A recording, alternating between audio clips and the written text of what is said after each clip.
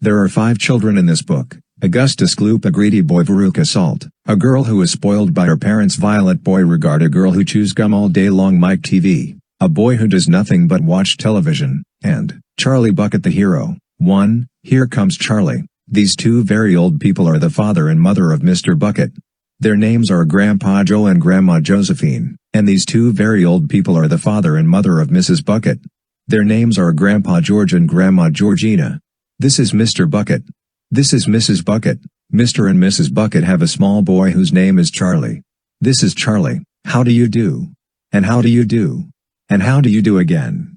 He is pleased to meet you. The whole of this family, the 6 grown-ups and little Charlie Bucket, lived together in a small wooden house on the edge of a great town. The house wasn't nearly large enough for so many people, and life was extremely uncomfortable for them all. There were only 2 rooms in the place altogether, and there was only 1 bed. The bed was given to the 4 old grandparents because they were so old and tired.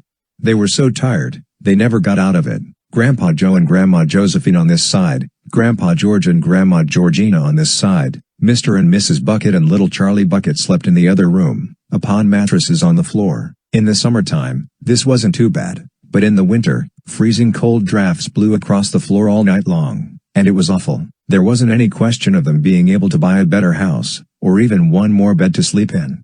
They were far too poor for that. Mr. Bucket was the only person in the family with a job. He worked in a toothpaste factory, where he sat all day long at a bench and screwed the little caps onto the tops of the tubes of toothpaste after the tubes had been filled. But a toothpaste cap screwer is never paid very much money, and poor Mr. Bucket, however hard he worked, and however fast he screwed on the caps, was never able to make enough to buy 1/2 of the things that so large a family needed. There wasn't even enough money to buy proper food for them all. The only meals they could afford were bread and margarine for breakfast, boiled potatoes and cabbage for lunch, and cabbage soup for supper. Sundays were a bit better. They all looked forward to Sundays because then, although they had exactly the same, everyone was allowed a second helping. The Buckets, of course, didn't starve, but every one of them, the 2 old grandfathers, the 2 old grandmothers, Charlie's father, Charlie's mother, and especially little Charlie himself, went about from morning till night with a horrible empty feeling in their tummies. Charlie felt it worst of all. And although his father and mother often went without their own share of lunch or supper so that they could give it to him, it still wasn't nearly enough for a growing boy. He desperately wanted something more filling and satisfying than cabbage and cabbage soup.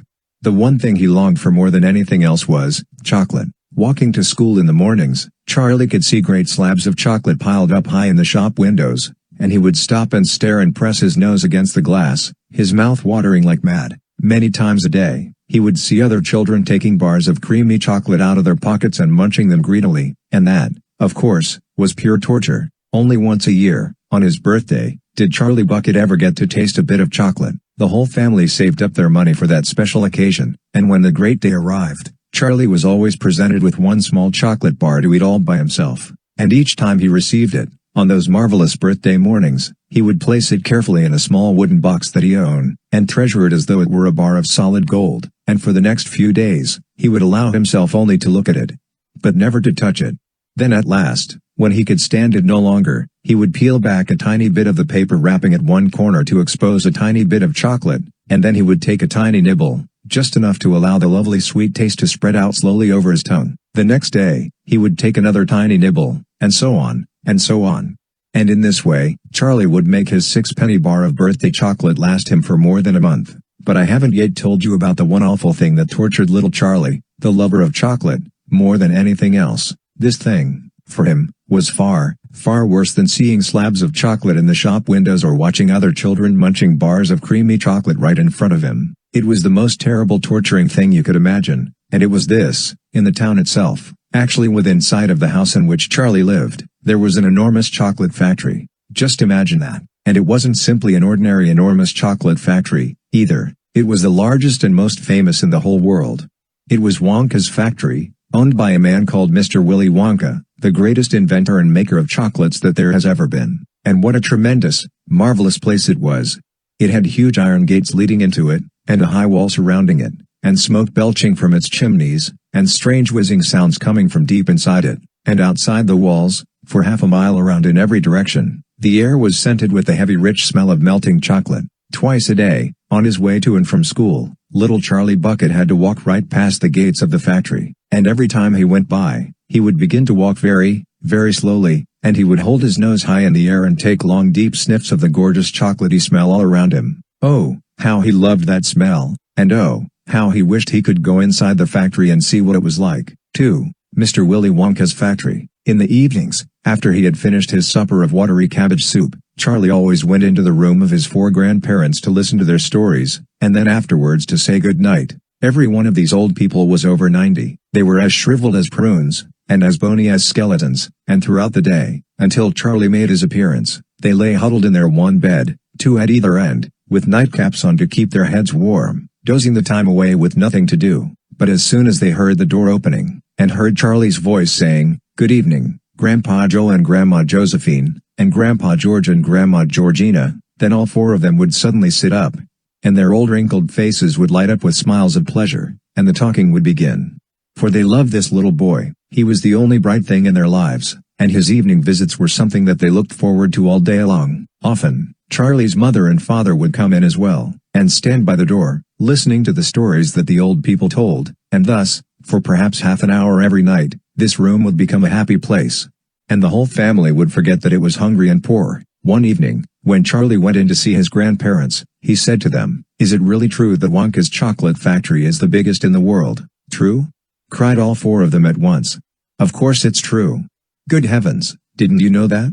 It's about 50 times as big as any other. And is Mr. Willy Wonka really the cleverest chocolate maker in the world?" "My dear boy," said Grandpa Joe, raising himself up a little higher on his pillow, "Mr. Willy Wonka is the most amazing, the most fantastic, the most extraordinary chocolate maker the world has ever seen." "I thought everybody knew that. I knew he was famous, Grandpa Joe, and I knew he was very clever." "Clever?" cried the old man. "He's more than that. He's a magician with chocolate. He can make anything he wants. Isn't that a fact, my dears?" The other 3 old people nodded their heads slowly up and down, and said, "Absolutely true. Just as true as can be." And Grandpa Joe said, "You mean to say I've never told you about Mr. Willy Wonka and his factory?" "Never," answered little Charlie. "Good heavens above. I don't know what's the matter with me. Will you tell me now, Grandpa Joe, please?" "I certainly will. Sit down beside me on the bed, my dear, and listen carefully." Grandpa Joe was the oldest of the 4 grandparents. He was 96 and a half, and that is just about as old as anybody can be. Like all extremely old people, he was delicate and weak, and throughout the day he spoke very little. But in the evenings, when Charlie, his beloved grandson, was in the room, he seemed in some marvelous way to grow quite young again. All his tiredness fell away from him, and he became as eager and excited as a young boy. "Oh, what a man he is, this Mr. Willy Wonka!" cried Grandpa Joe. "Did you know, for example, that he has himself invented more than 200 new kinds of chocolate bars, each with a different center, each far sweeter and creamier and more delicious than anything the other chocolate factories can make?" "Perfectly true," cried Grandma Josephine. "And he sends them to all the 4 corners of the earth. Isn't that so, Grandpa Joe?" "It is, my dear, it is. And to all the kings and presidents of the world as well. But it isn't only chocolate bars that he makes. Oh, dear me, no. He has some really fantastic inventions up his sleeve. Mr. Willy Wonka has. Did you know that he's invented a way of making chocolate ice cream so that it stays cold for hours and hours without being in the refrigerator? You can even leave it lying in the sun all morning on a hot day and it won't go runny." "But that's impossible," said little Charlie, staring at his grandfather. "Of course it's impossible," cried Grandpa Joe. "It's completely absurd. But Mr. Willy Wonka has done it." "Quite right." The others agreed, nodding their heads.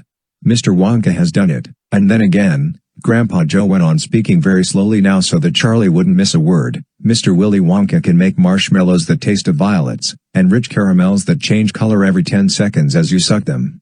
And little feathery sweets that melt away deliciously the moment you put them between your lips. He can make chewing gum that never loses its taste, and sugar balloons that you can blow up to enormous sizes before you pop them with a pin and gobble them up. And, by most secret method, he can make lovely bluebirds' eggs with black spots on them, and when you put one of these in your mouth, it gradually gets smaller and smaller until suddenly there is nothing left except a tiny little pink sugary baby bird sitting on the tip of your tongue." Grandpa Joe paused and ran the point of his tongue slowly over his lips. "It makes my mouth water just thinking about it," he said. "Mine, too," said little Charlie. "But please go on." While they were talking, Mr. and Mrs. Bucket, Charlie's mother and father, had come quietly into the room, and now both were standing just inside the door, listening. "Tell Charlie about that crazy Indian prince," said Grandma Josephine. "He'd like to hear that." "You mean Prince Pondicherry?" said Grandpa Joe, and he began chuckling with laughter. "Completely dotty," said Grandpa George. "But very rich," said Grandma Georgina. "What did he do?"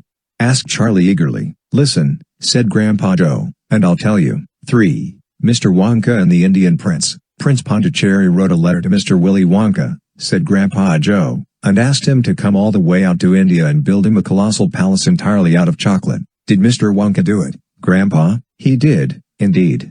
And what a palace it was. It had 100 rooms, and everything was made of either dark or light chocolate. The bricks were chocolate, and the cement holding them together was chocolate, and the windows were chocolate. And all the walls and ceilings were made of chocolate, so were the carpets and the pictures and the furniture and the beds, and when you turned on the taps in the bathroom, hot chocolate came pouring out. When it was all finished, Mr. Wonka said to Prince Pondicherry, "I warn you, though, it won't last very long, so you'd better start eating it right away." "Nonsense," shouted the prince. "I'm not going to eat my palace. I'm not even going to nibble the staircase or lick the walls. I'm going to live in it." But Mr. Wonka was right, of course, because soon after this, there came a very hot day with a boiling sun, and the whole palace began to melt, and then it sank slowly to the ground, and the crazy prince, who was dozing in the living room at the time, woke up to find himself swimming around in a huge brown sticky lake of chocolate. Little Charlie sat very still on the edge of the bed, staring at his grandfather. Charlie's face was bright, and his eyes were stretched so wide you could see the whites all around. "Is all this really true?" he asked. "Or are you pulling my leg?" "It's true," cried all four of the old people at once. "Of course it's true. Ask anyone you like, and I'll tell you something else that's true," said Grandpa Joe, and now he leaned closer to Charlie, and lowered his voice to a soft, secret whisper. "Nobody, ever, comes, out." "Out of where?" asked Charlie. "And, nobody, ever, goes, in." "In where?" cried Charlie. "Wonka's factory, of course, Grandpa." "What do you mean?" "I mean workers, Charlie." "Workers? All factories," said Grandpa Joe, "have workers streaming in and out of the gates in the mornings and evenings, except Wonka's. Have you ever seen a single person going into that place, or coming out?" Little Charlie looked slowly around at each of the four old faces, one after the other, and they all looked back at him. They were friendly smiling faces, but they were also quite serious. There was no sign of joking or leg pulling on any of them. "Well, have you?" asked Grandpa Joe. I really don't know, Grandpa," Charlie stammered. "Whenever I walk past the factory, the gates seem to be closed." "Exactly," said Grandpa Joe, "but there must be people working there." "Not people, Charlie. Not ordinary people, anyway." "Then who?" cried Charlie. "Aha, that's it. You see, that's another of Mr. Willy Wonka's clevernesses." "Charlie, dear," Mrs. Bucket called out from where she was standing by the door, "it's time for bed." "That's enough for tonight." "But, Mother, I must hear." "Tomorrow, my darling." "That's right," said Grandpa Joe, "I'll tell you the rest of it tomorrow evening." 4. The Secret Workers. The next evening, Grandpa Joe went on with his story. "You see, Charlie," he said, "not so very long ago there used to be thousands of people working in Mr. Willy Wonka's factory. Then one day, all of a sudden, Mr. Wonka had to ask every single one of them to leave, to go home, never to come back." "But why?"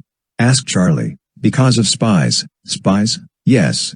All the other chocolate makers, you see, had begun to grow jealous of the wonderful sweets that Mr. Wonka was making, and they started sending in spies to steal his secret recipes. The spies took jobs in the Wonka factory, pretending that they were ordinary workers, and while they were there, each one of them found out exactly how a certain special thing was made." "And did they go back to their own factories and tell?" asked Charlie. "They must have," answered Grandpa Joe, "because soon after that, Fickle Gruber's factory started making an ice cream that would never melt, even in the hottest sun. Then Mr. Prodnose's factory came out with a chewing gum that never lost its flavor however much you chewed it. And then Mr. Slugworth's factory began making sugar balloons that you could blow up to huge sizes before you popped them with a pin and gobbled them up, and so on, and so on. And Mr. Willy Wonka tore his beard and shouted, 'This is terrible. I shall be ruined. There are spies everywhere. I shall have to close the factory.' But he didn't do that." Charlie said, "Oh, yes he did. He told all the workers that he was sorry, but they would have to go home. Then, he shut the main gates and fastened them with a chain. And suddenly, Wonka's giant chocolate factory became silent and deserted. The chimneys stopped smoking, the machines stopped whirring, and from then on, not a single chocolate or sweet was made. Not a soul went in or out, and even Mr. Willy Wonka himself disappeared completely. Months and months went by, Grandpa Joe went on, but still the factory remained closed. And everybody said, "Poor Mr. Wonka. He was so nice. And he made such marvelous things. But he's finished now. It's all over." Then something astonishing happened. One day, early in the morning, thin columns of white smoke were seen to be coming out of the tops of the tall chimneys of the factory. People in the town stopped and stared. "What's going on?" they cried. "Someone's lit the furnaces. Mr. Wonka must be opening up again." They ran to the gates, expecting to see them wide open and Mr. Wonka standing there to welcome his workers back. But no. The great iron gates were still locked and chained as securely as ever, and Mr. Wonka was nowhere to be seen. "But the factory is working," the people shouted. "Listen. You can hear the machines. They're all whirring again. And you can smell the smell of melting chocolate in the air." Grandpa Joe leaned forward and laid a long bony finger on Charlie's knee, and he said softly, but most mysterious of all, "Charlie, were the shadows in the windows of the factory." The people standing on the street outside could see small dark shadows moving about behind the frosted glass windows. "Shadows of whom?" said Charlie quickly. That's exactly what everybody else wanted to know. "The place is full of workers," the people shouted. "But nobody's gone in. The gates are locked. It's crazy. Nobody ever comes out, either." But there was no question at all, said Grandpa Joe, that the factory was running. And it's gone on running ever since, for these last 10 years. What's more, the chocolates and sweets it's been turning out have become more fantastic and delicious all the time. And of course now when Mr. Wonka invents some new and wonderful sweet, neither Mr. Fickelgruber nor Mr. Prodnose nor Mr. Slugworth nor anybody else is able to copy it. No spies can go into the factory to find out how it is made. "But Grandpa, who," cried Charlie, "who is Mr. Wonka using to do all the work in the factory?" "Nobody knows, Charlie, but that's absurd. Hasn't someone asked Mr. Wonka? Nobody sees him anymore. He never comes out. The only things that come out of that place are chocolates and sweets. They come out through a special trapdoor in the wall, all packed and addressed, and they are picked up every day by post office trucks." "But Grandpa, what sort of people are they that work in there?" "My dear boy," said Grandpa Joe, "that is one of the great mysteries of the chocolate-making world. We know only one thing about them. They are very small. The faint shadows that sometimes appear behind the windows, especially late at night when the lights are on, are those of tiny people no taller than my knee." "There aren't any such people," Charlie said. Just then, Mr. Bucket, Charlie's father, came into the room.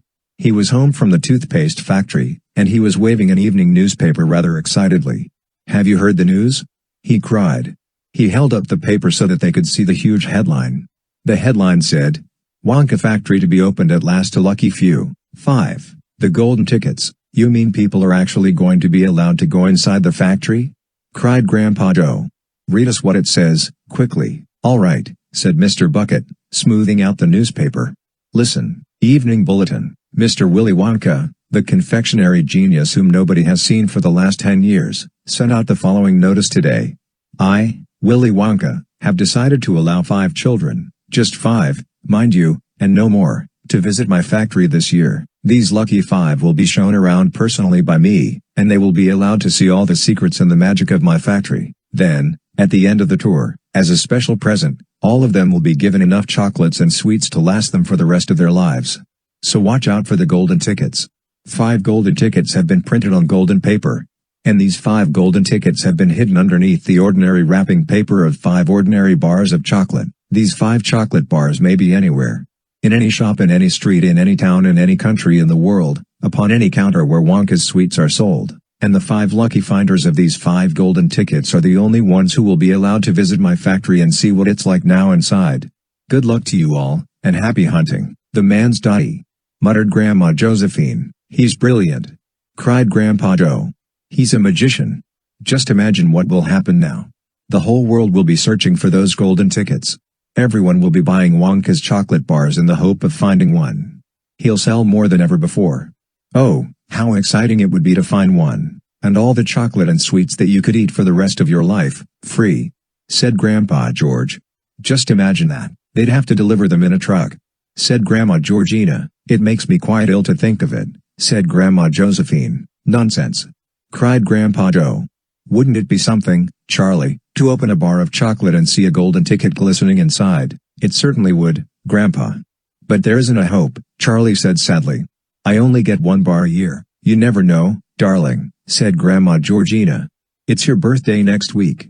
You have as much chance as anybody else." "I'm afraid that simply isn't true," said Grandpa George. "The kids who are going to find the golden tickets are the ones who can afford to buy bars of chocolate every day. Our Charlie gets only one a year. There isn't a hope." 6. The first two finders. The very next day, the first golden ticket was found. The finder was a boy called Augustus Gloop, and Mr. Bucket's evening newspaper carried a large picture of him on the front page. The picture showed a 9-year-old boy who was so enormously fat he looked as though he had been blown up with a powerful pump. Great flabby folds of fat bulged out from every part of his body, and his face was like a monstrous ball of dough with two small greedy curranty eyes peering out upon the world. The town in which Augustus Gloop lived, the newspaper said, had gone wild with excitement over their hero. Flags were flying from all the windows, children had been given a holiday from school, and a parade was being organized in honor of the famous youth. "I just knew Augustus would find a golden ticket," his mother had told the newspaperman. "He eats so many bars of chocolate a day that it was almost impossible for him not to find one. Eating is his hobby, you know, that's all he's interested in. But still, that's better than being a hooligan and shooting off zip guns and things like that in his spare time, isn't it? And what I always say is, he wouldn't go on eating like he does unless he needed nourishment, would he? It's all vitamins. Anyway, what a thrill it will be for him to visit Mr. Wonka's marvelous factory. We're just as proud as anything." "What a revolting woman," said Grandma Josephine. "And what a repulsive boy," said Grandma Georgina. "Only 4 golden tickets left," said Grandpa George. "I wonder who'll get those." And now the whole country, indeed, the whole world, seemed suddenly to be caught up in a mad chocolate buying spree, everybody searching frantically for those precious remaining tickets. Fully grown women were seen going into sweet shops and buying 10 Wonka bars at a time, then tearing off the wrappers on the spot and peering eagerly underneath for a glint of golden paper. Children were taking hammers and smashing their piggy banks and running out to the shops with handfuls of money. In one city, a famous gangster robbed a bank of £1,000 and spent the whole lot on Wonka bars that same afternoon. And when the police entered his house to arrest him, they found him sitting on the floor amidst mountains of chocolate, ripping off the wrappers with the blade of a long dagger. In far-off Russia, a woman called Charlotte Roos claimed to have found the second ticket, but it turned out to be a clever fake. The famous English scientist, Professor Falbody, invented a machine which would tell you at once, without opening the wrapper of a bar of chocolate, whether or not there was a golden ticket hidden underneath it. The machine had a mechanical arm that shot out with tremendous force and grabbed hold of anything that had the slightest bit of gold inside it, and for a moment, it looked like the answer to everything. But unfortunately, while the professor was showing off the machine to the public at the sweet counter of a large department store, the mechanical arm shot out and made a grab for the gold filling in the back tooth of a duchess who was standing nearby. There was an ugly scene, and the machine was smashed by the crowd. Suddenly, on the day before Charlie Bucket's birthday, the newspapers announced that the second golden ticket had been found. The lucky person was a small girl called Veruca Salt who lived with her rich parents in a great city far away. Once again Mr. Bucket's evening newspaper carried a big picture of the finder. She was sitting between her beaming father and mother in the living room of their house, waving the golden ticket above her head, and grinning from ear to ear. Veruca's father, Mr. Salt, had eagerly explained to the newspapermen exactly how the ticket was found. "You see, boys," he had said, "as soon as my little girl told me that she simply had to have one of those golden tickets, I went out into the town and started buying up all the Wonka bars I could lay my hands on. Thousands of them, I must have bought. Hundreds of thousands. Then I had them loaded onto trucks and sent directly to my own factory. I'm in the peanut business, you see, and I've got about 100 women working for me over at my place, shelling peanuts for roasting and salting. That's what they do all day long, those women. They sit there shelling peanuts." So I says to them, "Okay, girls," I says, "from now on, you can stop shelling peanuts and start shelling the wrappers off these chocolate bars instead." And they did. I had every worker in the place yanking the paper off those bars of chocolate full speed ahead from morning till night. But 3 days went by, and we had no luck. Oh, it was terrible. My little Veruca got more and more upset each day, and every time I went home she would scream at me, "Where's my golden ticket? I want my golden ticket." And she would lie for hours on the floor, kicking and yelling in the most disturbing way. Well, I just hated to see my little girl feeling unhappy like that, so I vowed I would keep up the search until I'd got her what she wanted. Then suddenly, on the evening of the fourth day, one of my women workers yelled, "I've got it. A golden ticket." And I said, "Give it to me, quick." And she did, and I rushed it home and gave it to my darling Veruca, and now she's all smiles, and we have a happy home once again. "That's even worse than the fat boy," said Grandma Josephine. "She needs a really good spanking," said Grandma Georgina. "I don't think the girl's father played it quite fair, Grandpa, do you?" Charlie murmured. "He spoils her," Grandpa Joe said. "And no good can ever come from spoiling a child like that, Charlie, you mark my words." "Come to bed, my darling," said Charlie's mother. "Tomorrow's your birthday, don't forget that, so I expect you'll be up early to open your present." "A Wonka chocolate bar," cried Charlie. "It is a Wonka bar, isn't it?" "Yes, my love," his mother said. "Of course it is." "Oh, wouldn't it be wonderful if I found the third golden ticket inside it?" Charlie said. "Bring it in here when you get it," Grandpa Joe said.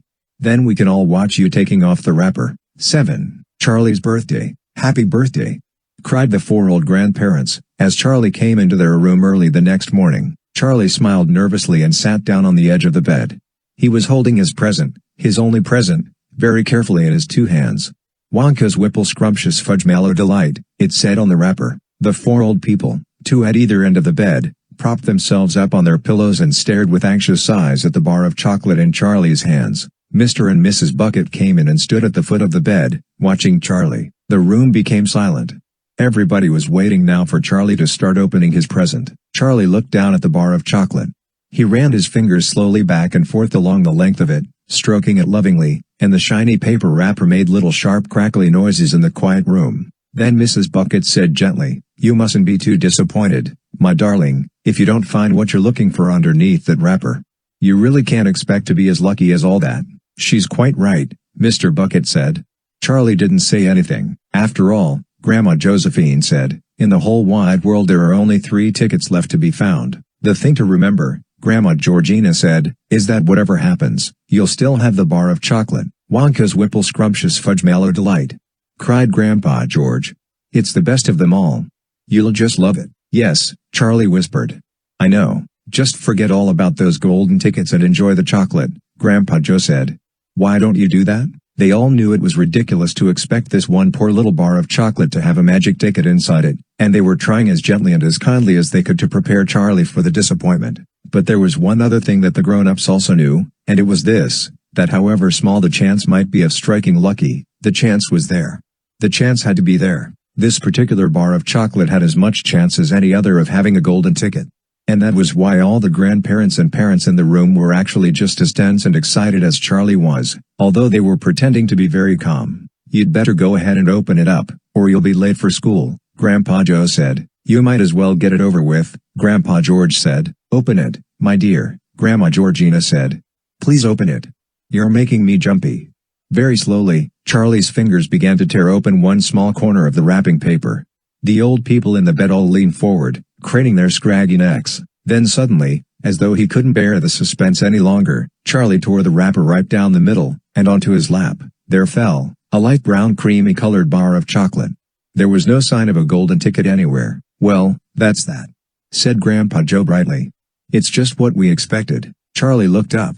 4 kind old faces were watching him intently from the bed. He smiled at them, a small sad smile. And then he shrugged his shoulders and picked up the chocolate bar and held it out to his mother, and said, "Here, Mother, have a bit. We'll share it. I want everybody to taste it." "Certainly not," his mother said, and the others all cried, "No, no. We wouldn't dream of it. It's all yours." "Please," begged Charlie, turning round and offering it to Grandpa Joe. But neither he nor anyone else would take even a tiny bit. "It's time to go to school, my darling," Mrs. Bucket said, putting an arm around Charlie's skinny shoulders. "Come on, or you'll be late." 8. 2 more golden tickets found. That evening, Mr. Bucket's newspaper announced the finding of not only the 3rd golden ticket, but the 4th as well. "2 golden tickets found today," screamed the headlines. "Only 1 more left." "All right," said Grandpa Joe, when the whole family was gathered in the old people's room after supper. "Let's hear who found them." "The 3rd ticket," read Mr. Bucket, holding the newspaper up close to his face because his eyes were bad and he couldn't afford glasses. "The 3rd ticket was found by a Miss Violet Beauregard. There was great excitement in the Beauregard household when our reporter arrived to interview the lucky young lady. Cameras were clicking and flashbulbs were flashing and people were pushing and jostling and trying to get a bit closer to the famous girl. And the famous girl was standing on a chair in the living room waving the golden ticket madly at arm's length as though she were flagging a taxi. She was talking very fast and very loudly to everyone, but it was not easy to hear all that she said because she was chewing so ferociously upon a piece of gum at the same time. "I'm a gum chewer, normally," she shouted, "but when I heard about these ticket things of Mr. Wonka's, I gave up gum and started on chocolate bars in the hope of striking lucky. Now, of course, I'm back on gum. I just adore gum. I can't do without it. I munch it all day long except for a few minutes at mealtimes when I take it out and stick it behind my ear for safekeeping. To tell you the truth, I simply wouldn't feel comfortable if I didn't have that little wedge of gum to chew on every moment of the day. I really wouldn't. My mother says it's not ladylike and it looks ugly to see a girl's jaws going up and down like mine do all the time, but I don't agree, and who's she to criticize, anyway, because if you ask me, I'd say that her jaws are going up and down almost as much as mine are just from yelling at me every minute of the day. Now, Violet, Mrs. Beauregard said from a far corner of the room where she was standing on the piano to avoid being trampled by the mob. "All right, Mother, keep your hair on." Miss Beauregard shouted, "And now," she went on, turning to the reporters again, "it may interest you to know that this piece of gum I'm chewing right at this moment is one I've been working on for over 3 months solid. That's a record, that is. It's beaten the record held by my best friend, Miss Cornelia Prince-Meatle." And was she furious? "It's my most treasured possession now, this piece of gum is. At nighttime, I just stick it on the end of the bedpost, and it's as good as ever in the mornings, a bit hard at first, maybe, but it soon softens up again after I've given it a few good chews. Before I started chewing for the world record, I used to change my piece of gum once a day. I used to do it in our lift on the way home from school." "Why the lift?" "Because I liked sticking the gooey piece that I just finished with onto one of the control buttons. Then the next person who came along and pressed the button got my old gum on the end of his or her finger." Ha! And what a racket they kicked up, some of them. You get the best results with women who have expensive gloves on. Oh yes, I'm thrilled to be going to Mr. Wonka's factory. And I understand that afterwards he's going to give me enough gum to last me for the rest of my whole life. Whoopee! Hooray! "Beastly girl," said Grandma Josephine. "Despicable," said Grandma Georgina. "She'll come to a sticky end one day, chewing all that gum, you see if she doesn't." "And who got the 4th golden ticket?" Charlie asked. "Now, let me see," said Mr. Bucket, peering at the newspaper again. "Ah yes, here we are. The 4th golden ticket," he read, "was found by a boy called Mike Teavee. Another bad lot, I'll be bound," muttered Grandma Josephine. "Don't interrupt, Grandma," said Mrs. Bucket.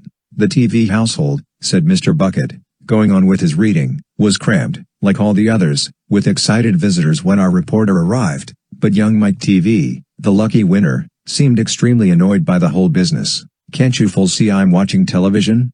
he said angrily. "I wish you wouldn't interrupt." The 9-year-old boy was seated before an enormous television set, with his eyes glued to the screen, and he was watching a film in which one bunch of gangsters was shooting up another bunch of gangsters with machine guns. Mike Teavee himself had no less than 18 toy pistols of various sizes hanging from belts around his body, and every now and again he would leap up into the air and fire off half a dozen rounds from one or another of these weapons. "Quiet," he shouted, when someone tried to ask him a question. "Didn't I tell you not to interrupt? This show's an absolute whiz-banger. It's terrific. I watch it every day.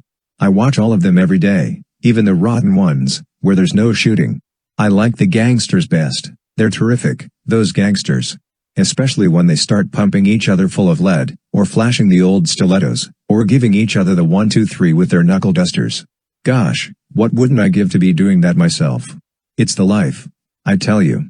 It's terrific." "That's quite enough," snapped Grandma Josephine. "I can't bear to listen to it." "Nor me," said Grandma Georgina.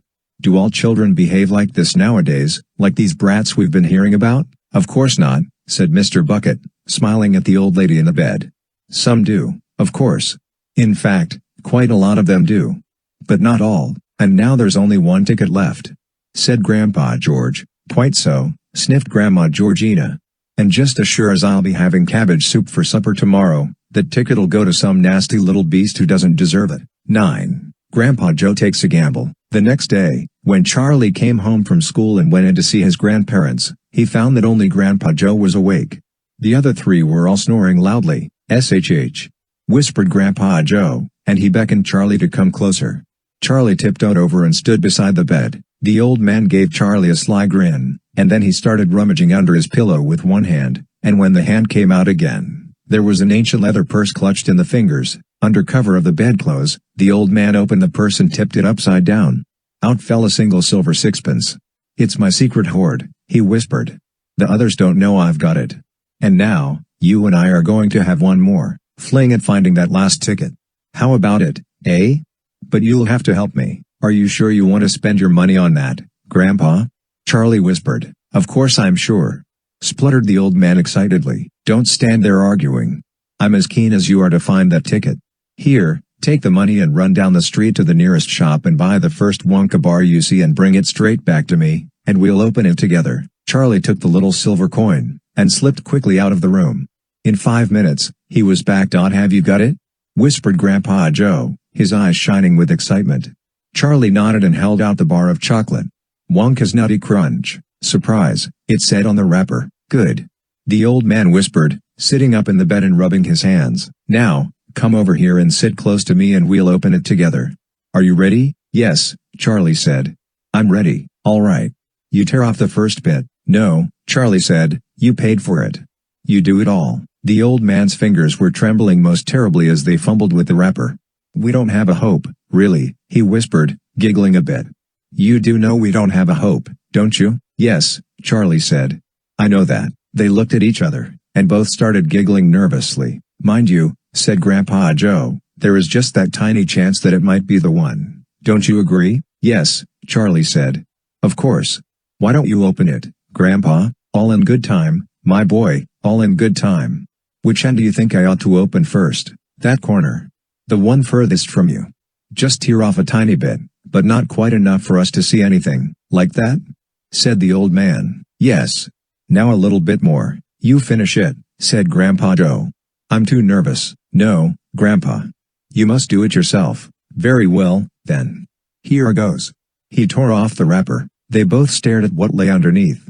It was a bar of chocolate, nothing more. All at once, they both saw the funny side of the whole thing, and they burst into peals of laughter. "What on earth's going on?" cried Grandma Josephine, waking up suddenly. "Nothing," said Grandpa Joe. "You go on back to sleep."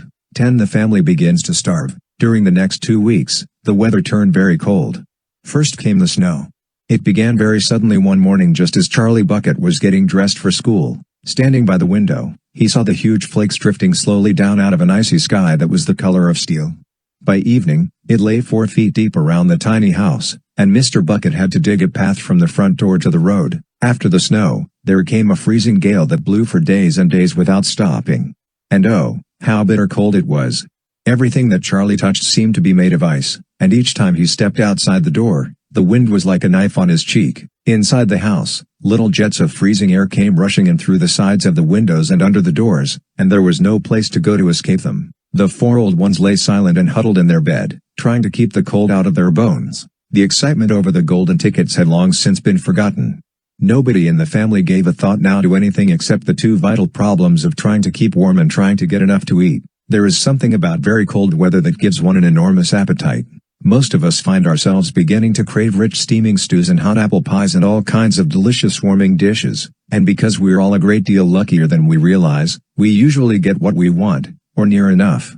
But Charlie Bucket never got what he wanted because the family couldn't afford it, and as the cold weather went on, he became ravenously and desperately hungry. Both bars of chocolate, the birthday one and the one Grandpa Joe had bought, had long since been nibbled away, and all he got now were those thin, cabbagey meals 3 times a day. Then all at once, the meals became even thinner. The reason for this was that the toothpaste factory, the place where Mr. Bucket worked, suddenly went bust and had to close down. Quickly, Mr. Bucket tried to get another job. But he had no luck. In the end, the only way in which he managed to earn a few pennies was by shoveling snow in the streets. But it wasn't enough to buy even a quarter of the food that 7 people needed. The situation became desperate. Breakfast was a single slice of bread for each person now, and lunch was maybe half a boiled potato. Slowly but surely, everybody in the house began to starve, and every day, little Charlie Bucket, trudging through the snow on his way to school, would have to pass Mr. Willy Wonka's giant chocolate factory, and every day, as he came near to it, he would lift his small pointed nose high in the air and sniff the wonderful sweet smell of melting chocolate. Sometimes, he would stand motionless outside the gates for several minutes on end, taking deep swallowing breaths as though he were trying to eat the smell itself. "That child," said Grandpa Joe, poking his head up from under the blanket one icy morning, "that child has got to have more food. It doesn't matter about us. We're too old to bother with. But a growing boy. He can't go on like this. He's beginning to look like a skeleton." "What can one do?" murmured Grandma Josephine miserably. "He refuses to take any of ours. I hear his mother tried to slip her own piece of bread onto his plate at breakfast this morning, but he wouldn't touch it. He made her take it back." "He's a fine little fellow," said Grandpa George. "He deserves better than this." The cruel weather went on, and every day, Charlie Bucket grew thinner and thinner. His face became frighteningly white and pinched. The skin was drawn so tightly over the cheeks that you could see the shapes of the bones underneath. It seemed doubtful whether he could go on much longer like this without becoming dangerously ill, and now, very calmly, with that curious wisdom that seems to come so often to small children in times of hardship, he began to make little changes here and there in some of the things that he did, so as to save his strength. In the mornings, he left the house 10 minutes earlier so that he could walk slowly to school, without ever having to run. He sat quietly in the classroom during break, resting himself, while the others rushed outdoors and threw snowballs and wrestled in the snow. Everything he did now, he did slowly and carefully, to prevent exhaustion. Then one afternoon, walking back home with the icy wind in his face, his eye was caught suddenly by something silvery lying in the gutter, in the snow. Charlie stepped off the curb and bent down to examine it. Part of it was buried under the snow, but he saw at once what it was. It was a 50-pence piece. Quickly he looked around him. Had somebody just dropped it? No, that was impossible because of the way part of it was buried. Several people went hurrying past him on the pavement, their chins sunk deep in the collars of their coats, their feet crunching in the snow. None of them was searching for any money. None of them was taking the slightest notice of the small boy crouching in the gutter. Then was it his, this 50 pence? Could he have it? Carefully, Charlie pulled it out from under the snow. It was damp and dirty, but otherwise perfect. A whole 50 pence. He held it tightly between his shivering fingers, gazing down at it. It meant one thing to him at that moment, only one thing. It meant food. Automatically, Charlie turned and began moving towards the nearest shop. It was only 10 paces away. It was a newspaper and stationery shop, the kind that sells almost everything, including sweets and cigars. And what he would do, he whispered quickly to himself, he would buy one luscious bar of chocolate and eat it all up, every bit of it, right then and there, and the rest of the money he would take straight back home and give to his mother. 11 The miracle. Charlie entered the shop and laid the damp 50 pence on the counter. "One Wonka's Whipple Scrumptious Fudge Mallow Delight," he said, remembering how much he had loved the one he had on his birthday. The man behind the counter looked fat and well-fed. He had big lips and fat cheeks and a very fat neck. The fat around his neck bulged out all around the top of his collar like a rubber ring. He turned and reached behind him for the chocolate bar. Then he turned back again and handed it to Charlie.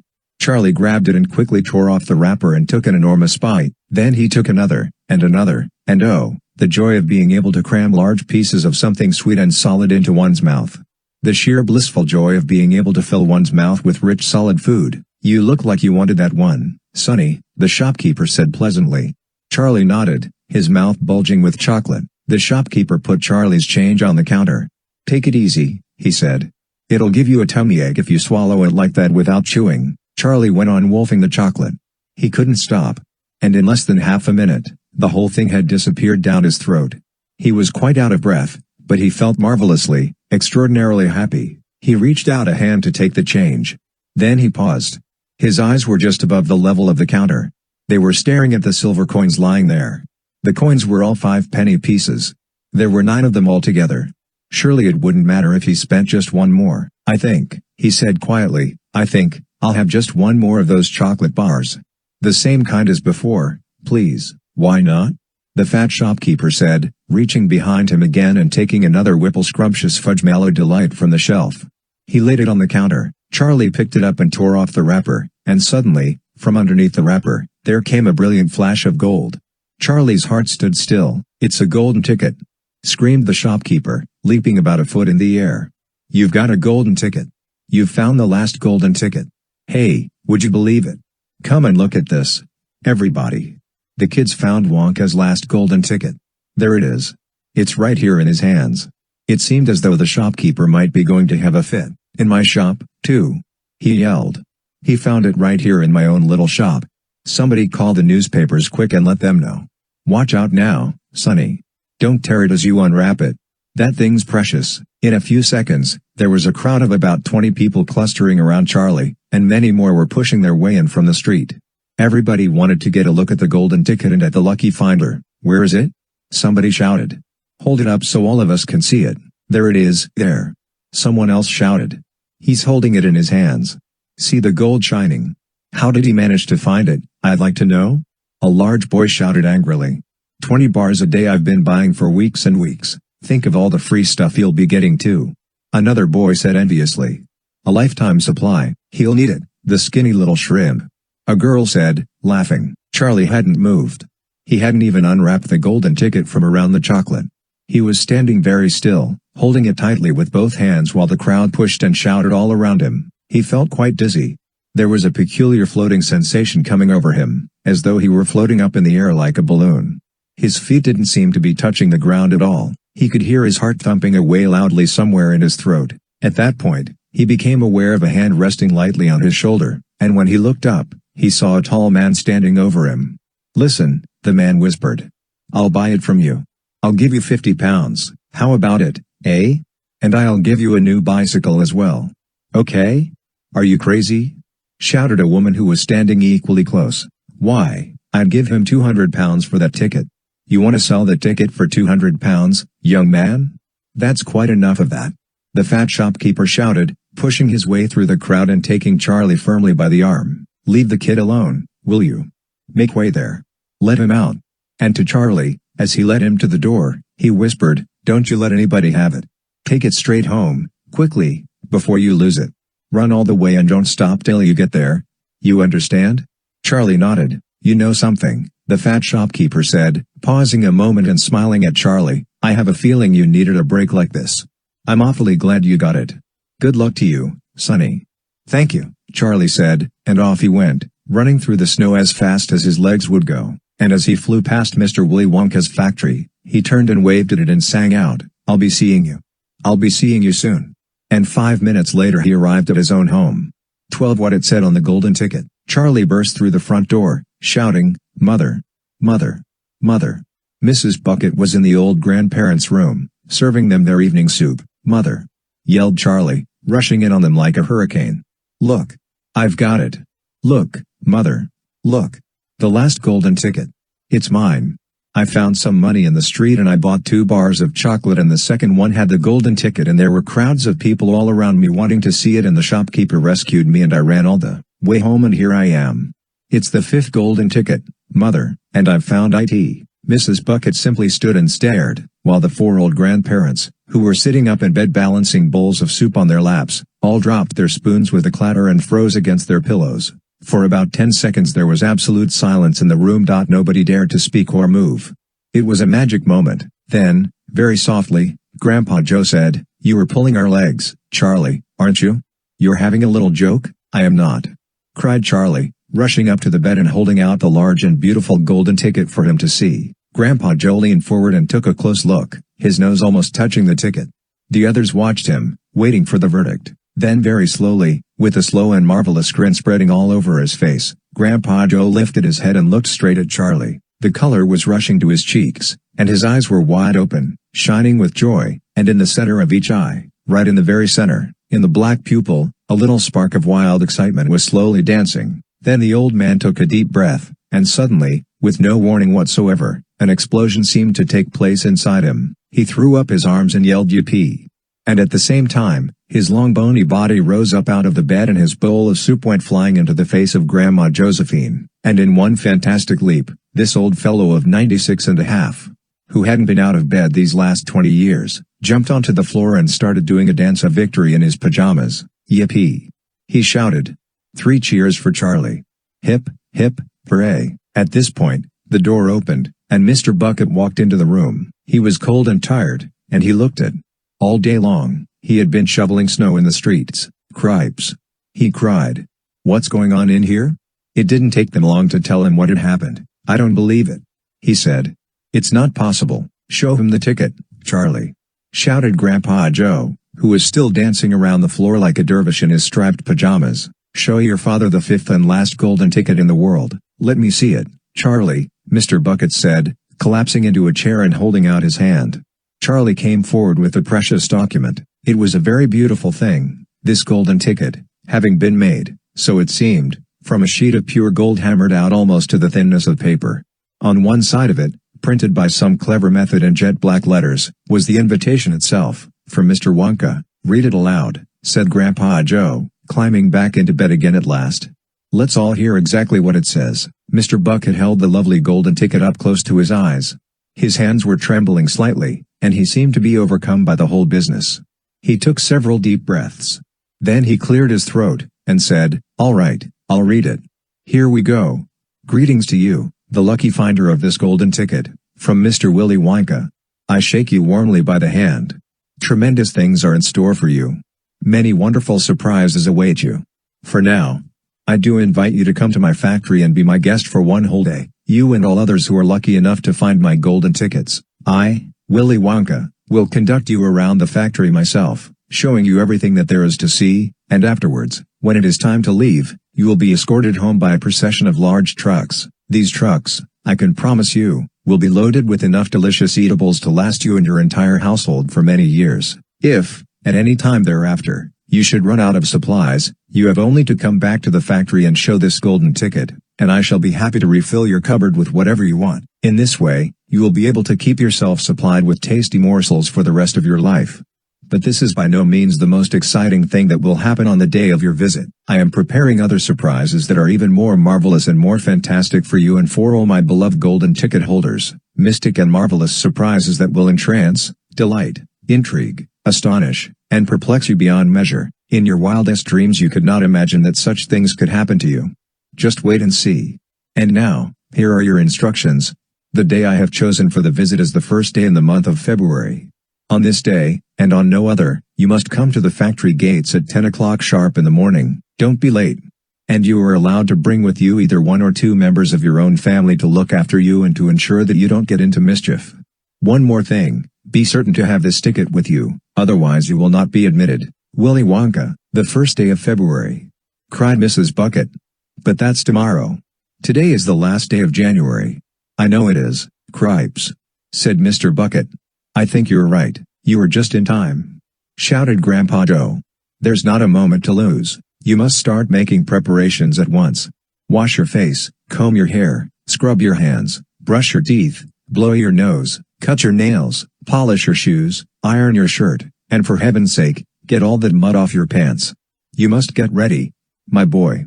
You must get ready for the biggest day of your life. Now don't overexcite yourself, Grandpa, Mrs. Bucket said. And don't fluster poor Charlie. We must all try to keep very calm. Now the first thing to decide is this, who is going to go with Charlie to the factory? I will, shouted Grandpa Joe, leaping out of bed once again. I'll take him. I'll look after him. You leave it to me. Mrs. Bucket smiled at the old man, then she turned to her husband and said, How about you, dear? Don't you think you ought to go? Well, Mr. Bucket said, pausing to think about it, no, I'm not so sure that I should. But you must. There's no must about it, my dear, Mr. Bucket said gently. Mind you, I'd love to go. It'll be tremendously exciting. But on the other hand, I believe that the person who really deserves to go most of all is Grandpa Joe himself. He seems to know more about it than we do. Provided, of course, that he feels well enough. Yippee! Shouted Grandpa Joe, seizing Charlie by the hands and dancing round the room. He certainly seems well enough, Mrs. Bucket said, laughing. Yes. Perhaps you're right after all. Perhaps Grandpa Joe should be the one to go with him. I certainly can't go myself and leave the other three old people all alone in bed for a whole day. Hallelujah! Yelled Grandpa Joe. Praise the Lord. At that point, there came a loud knock on the front door.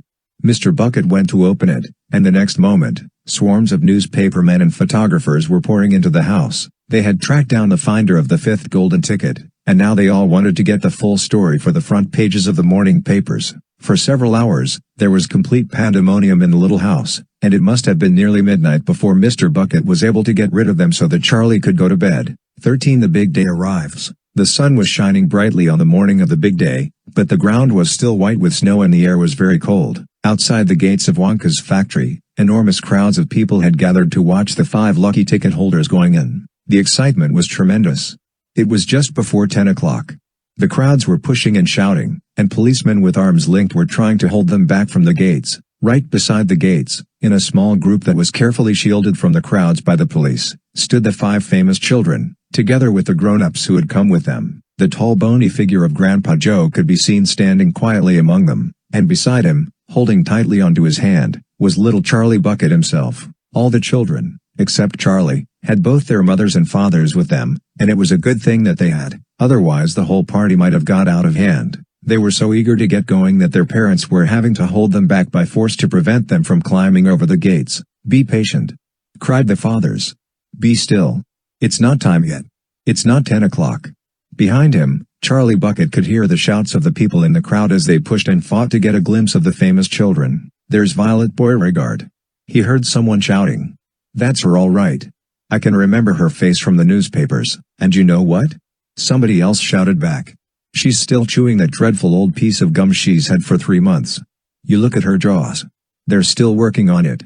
"Who's the big fat boy?" "That's Augustus Gloop." "So it is. Enormous, isn't he?" "Fantastic." "Who's the kid with the picture of the Lone Ranger stenciled on his wind cheater?" "That's Mike Teavee.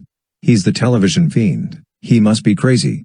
Look at all those toy pistols he's got hanging all over him." "The one I want to see is Veruca Salt," shouted another voice in the crowd. "She's the girl whose father bought up 500,000 chocolate bars and then made the workers in his peanut factory unwrap every one of them until they found a golden ticket. He gives her anything she wants. Absolutely anything. She only has to start screaming for it, and she gets it. Dreadful, isn't it?" "Shocking, I call it." "Which do you think is her?" "That one. Over there on the left. The little girl in the silver mink coat." "Which one is Charlie Bucket?" "Charlie Bucket? He must be that skinny little shrimp standing beside the old fellow who looks like a skeleton, very close to us. Just there. See him? Why hasn't he got a coat on in this cold weather?" "Don't ask me. Maybe he can't afford to buy one. Goodness me. He must be freezing." Charlie, standing only a few paces away from the speaker, gave Grandpa Joe's hand a squeeze, and the old man looked down at Charlie and smiled. Somewhere in the distance, a church clock began striking 10. Very slowly, with a loud creaking of rusty hinges, the great iron gates of the factory began to swing open. The crowd became suddenly silent. The children stopped jumping about. All eyes were fixed upon the gates. "There he is!" somebody shouted. "That's him." And so it was. 14 Mr. Willy Wonka. Mr. Wonka was standing all alone just inside the open gates of the factory. And what an extraordinary little man he was. He had a black top hat on his head. He wore a tailcoat made of a beautiful plum-colored velvet. His trousers were bottle green. His gloves were pearly gray, and in one hand he carried a fine gold-topped walking cane. Covering his chin, there was a small, neat, pointed black beard, a goatee. And his eyes were most marvelously bright. They seemed to be sparkling and twinkling at you all the time. The whole face, in fact, was alight with fun and laughter, and oh, how clever he looked. How quick and sharp and full of life. He kept making quick jerky little movements with his head, cocking it this way and that, and taking everything in with those bright twinkling eyes. He was like a squirrel in the quickness of his movements, like a quick clever old squirrel from the park. Suddenly, he did a funny little skipping dance in the snow, and he spread his arms wide, and he smiled at the 5 children who were clustered near the gates, and he called out, "Welcome, my little friends. Welcome to the factory." His voice was high and fluty. "Will you come forward one at a time, please," he called out, "and bring your parents. Then show me your golden ticket and give me your name." "Who's first?" The big fat boy stepped up. "I'm Augustus Gloop," he said. "Augustus!" cried Mr. Wonka, seizing his hand and pumping it up and down with terrific force. "My dear boy, how good to see you. Delighted. Charmed. Overjoyed to have you with us. And these are your parents? How nice. Come in. Come in. That's right. Step through the gates." Mr. Wonka was clearly just as excited as everybody else. "My name," said the next child to go forward, "is Veruca Salt." "My dear Veruca. How do you do? What a pleasure this is. You do have an interesting name, don't you? I always thought that a Veruca was a sort of wart that you got on the sole of your foot. But I must be wrong. Mustn't I? How pretty you look in that lovely mink coat. I'm so glad you could come. Dear me, this is going to be such an exciting day. I do hope you enjoy it. I'm sure you will. I know you will. Your father? How are you? Mr. Salt? And Mrs. Salt? Overjoyed to see you. Yes, the ticket is quite in order. Please go in." The next two children, Violet Beauregard and Mike Teavee, came forward to have their tickets examined and then to have their arms practically pumped off their shoulders by the energetic Mr. Wonka, and last of all, a small nervous voice whispered, "Charlie Bucket." "Charlie!" cried Mr. Wonka. Well, well, well. So there you are. You're the one who found your ticket only yesterday, aren't you?" "Yes, yes, I read all about it in this morning's papers." "Just in time, my dear boy. I'm so glad. So happy for you. And this? Your grandfather? Delighted to meet you, sir." "Overjoyed. Enraptured. Enchanted. All right. Excellent. Is everybody in now? 5 children? Yes. Good. Now will you please follow me? Our tour is about to begin. But do keep together. Please don't wander off by yourselves. I shouldn't like to lose any of you at this stage of the proceedings." "Oh, dear me, no." Charlie glanced back over his shoulder and saw the great iron entrance gates slowly closing behind him. The crowds on the outside were still pushing and shouting. Charlie took a last look at them. Then, as the gates closed with a clang, all sight of the outside world disappeared. "Here we are," cried Mr. Wonka, trotting along in front of the group. "Through this big red door. Please. That's right. It's nice and warm inside. I have to keep it warm inside the factory because of the workers. My workers are used to an extremely hot climate. They can't stand the cold. They'd perish if they went outdoors in this weather. They'd freeze to death." "But who are these workers?" asked Augustus Gloop. "All in good time, my dear boy," said Mr. Wonka, smiling at Augustus. "Be patient. You shall see everything as we go along. Are all of you inside? Good. Would you mind closing the door?" "Thank you." Charlie Bucket found himself standing in a long corridor that stretched away in front of him as far as he could see. The corridor was so wide that a car could easily have been driven along it. The walls were pale pink, the lighting was soft and pleasant. "How lovely and warm," whispered Charlie. "I know.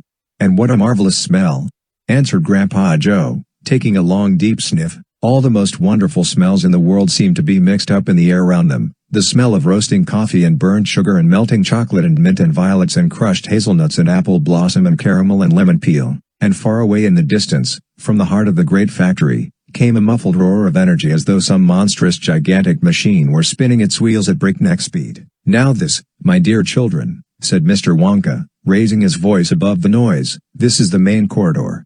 Will you please hang your coats and hats on those pegs over there, and then follow me? That's the way. Good. Everyone ready? Come on, then. Here we go." He trotted off rapidly down the corridor with the tails of his plum-colored velvet coat flapping behind him, and the visitors all hurried after him. It was quite a large party of people, when you came to think of it. There were 9 grown-ups and 5 children, 14 in all, so you can imagine that there was a good deal of pushing and shoving as they hustled and bustled down the passage, trying to keep up with the swift little figure in front of them. "Come on!"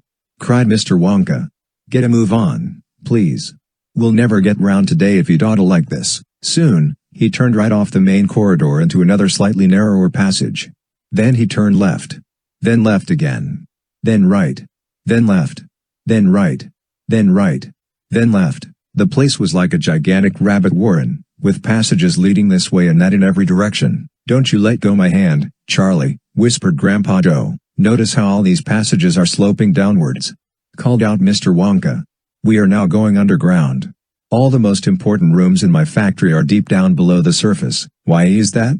somebody asked. "There wouldn't be nearly enough space for them up on top," answered Mr. Wonka. "These rooms we are going to see are enormous. They're larger than football fields. No building in the world would be big enough to house them. But down here, underneath the ground, I've got all the space I want. There's no limit, so long as I hollow it out." Mr. Wonka turned right. He turned left. He turned right again. The passages were sloping steeper and steeper downhill now. Then suddenly, Mr. Wonka stopped. In front of him, there was a shiny metal door. The party crowded round. On the door, in large letters, it said, "The Chocolate Room 15, the Chocolate Room." "An important room, this," cried Mr. Wonka, taking a bunch of keys from his pocket and slipping one into the keyhole of the door. "This is the nerve center of the whole factory, the heart of the whole business. And so beautiful. I insist upon my rooms being beautiful. I can't abide ugliness in factories. In we go, then. But do be careful, my dear children. Don't lose your heads.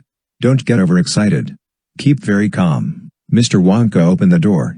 5 children and 9 grown-ups pushed their ways in, and oh, what an amazing sight it was that now met their eyes. They were looking down upon a lovely valley. There were green meadows on either side of the valley, and along the bottom of it there flowed a great brown river. What is more, there was a tremendous waterfall halfway along the river, a steep cliff over which the water curled and rolled in a solid sheet, and then went crashing down into a boiling churning whirlpool of froth and spray. Below the waterfall, a whole mass of enormous glass pipes were dangling down into the river from somewhere high up in the ceiling. They really were enormous, those pipes. There must have been a dozen of them at least, and they were sucking up the brownish muddy water from the river and carrying it away to goodness knows where. And because they were made of glass, you could see the liquid flowing and bubbling along inside them, and above the noise of the waterfall, you could hear the never-ending sucking sound of the pipes as they did their work. Graceful trees and bushes were growing along the riverbanks, weeping willows and alders and tall clumps of rhododendrons with their pink and red and mauve blossoms. In the meadows there were thousands of buttercups. "There!" cried Mr. Wonka, dancing up and down and pointing his gold-topped cane at the great brown river. "It's all chocolate. Every drop of that river is hot melted chocolate of the finest quality. The very finest quality. There's enough chocolate in there to fill every bathtub in the entire country. And all the swimming pools as well. Isn't it terrific? And just look at my pipes. They suck up the chocolate and carry it away to all the other rooms in the factory where it is needed. Thousands of gallons an hour, my dear children. Thousands and thousands of gallons." The children and their parents were too flabbergasted to speak. They were staggered. They were dumbfounded. They were bewildered and dazzled. They were completely bowled over by the hugeness of the whole thing. They simply stood and stared. "The waterfall is most important," Mr. Wonka went on. "It mixes the chocolate. It churns it up. It pounds it and beats it. It makes it light and frothy. No other factory in the world mixes its chocolate by waterfall. But it's the only way to do it properly. The only way. And do you like my trees?" he cried, pointing with his stick. "And my lovely bushes? Don't you think they look pretty? I told you I hated ugliness. And of course they are all eatable. All made of something different and delicious. And do you like my meadows? Do you like my grass and my buttercups? The grass you are standing on, my dear little ones, is made of a new kind of soft, minty sugar that I've just invented. I call it swage. Try a blade. Please do. It's delectable." Automatically, everybody bent down and picked one blade of grass. Everybody, that is, except Augustus Gloop, who took a big handful, and Violet Beauregard, before tasting her blade of grass, took the piece of world record-breaking chewing gum out of her mouth and stuck it carefully behind her ear. "Isn't it wonderful?" whispered Charlie. "Hasn't it got a wonderful taste, Grandpa?" "I could eat the whole field," said Grandpa Joe, grinning with delight. "I could go around on all fours like a cow and eat every blade of grass in the field." "Try a buttercup," cried Mr. Wonka. "They are even nicer." Suddenly, the air was filled with screams of excitement. The screams came from Veruca Salt. She was pointing frantically to the other side of the river. "Look! Look over there!" she screamed. "What is it? He's moving. He's walking. It's a little person. It's a little man. Down there below the waterfall." Everybody stopped picking buttercups and stared across the river. "She's right, Grandpa," cried Charlie. "It is a little man. Can you see him?" "I see him, Charlie," said Grandpa Joe excitedly, and now everybody started shouting at once. "There's 2 of them, my gosh." "So there is. There's more than 2. There's 1, 2, 3, 4, 5. What are they doing? Where do they come from? Who are they?" Children and parents alike rushed down to the edge of the river to get a closer look. "Aren't they fantastic? No higher than my knee. Look at their funny long hair." The tiny men, they were no larger than medium-sized dolls, had stopped what they were doing, and now they were staring back across the river at the visitors. One of them pointed towards the children, and then he whispered something to the other 4, and all 5 of them burst into peals of laughter. "But they can't be real people," Charlie said. "Of course they're real people," Mr. Wonka answered. "They are Oompa-Loompas. 16 the Oompa-Loompas. Oompa-Loompas." Everyone said at once. "Oompa-Loompas. Imported direct from Loompoland," said Mr. Wonka proudly. "There's no such place," said Mrs. Salt. "Excuse me, dear lady." "But, Mr. Wonka," cried Mrs. Salt. "I'm a teacher of geography." "Then you'll know all about it," said Mr. Wonka. "And oh, what a terrible country it is. Nothing but thick jungles infested by the most dangerous beasts in the world, hornswogglers and snozzwangers and those terrible wicked wongdoodles. A Wongdoodle would eat 10 Oompa-Loompas for breakfast and come galloping back for a second helping. When I went out there, I found the little Oompa-Loompas living in treehouses. They had to live in treehouses to escape from the Wongdoodles and the Hornswogglers and the Snozzwangers, and they were living on green caterpillars, and the caterpillars tasted revolting, and the Oompa-Loompas spent every moment of their days climbing through the treetops looking for other things to mash up with the caterpillars to make them taste better, red beetles, for instance, and eucalyptus leaves, and the bark of the bongbong tree, all of them beastly, but not quite so beastly as the caterpillars. Poor little Oompa-Loompas. The one food that they longed for more than any other was the cacao bean. But they couldn't get it. An Oompa-Loompa was lucky if he found 3 or 4 cacao beans a year. But oh, how they craved them. They used to dream about cacao beans all night and talk about them all day.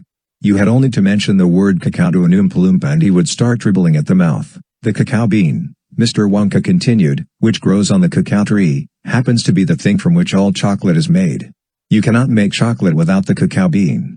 The cacao bean is chocolate. I myself use billions of cacao beans every week in this factory, and so, my dear children, as soon as I discovered that the Oompa-Loompas were crazy about this particular food, I climbed up to their treehouse village and poked my head in through the door of the treehouse belonging to the leader of the tribe. The poor little fellow, looking thin and starved, was sitting there trying to eat a bowl full of mashed up green caterpillars without being sick.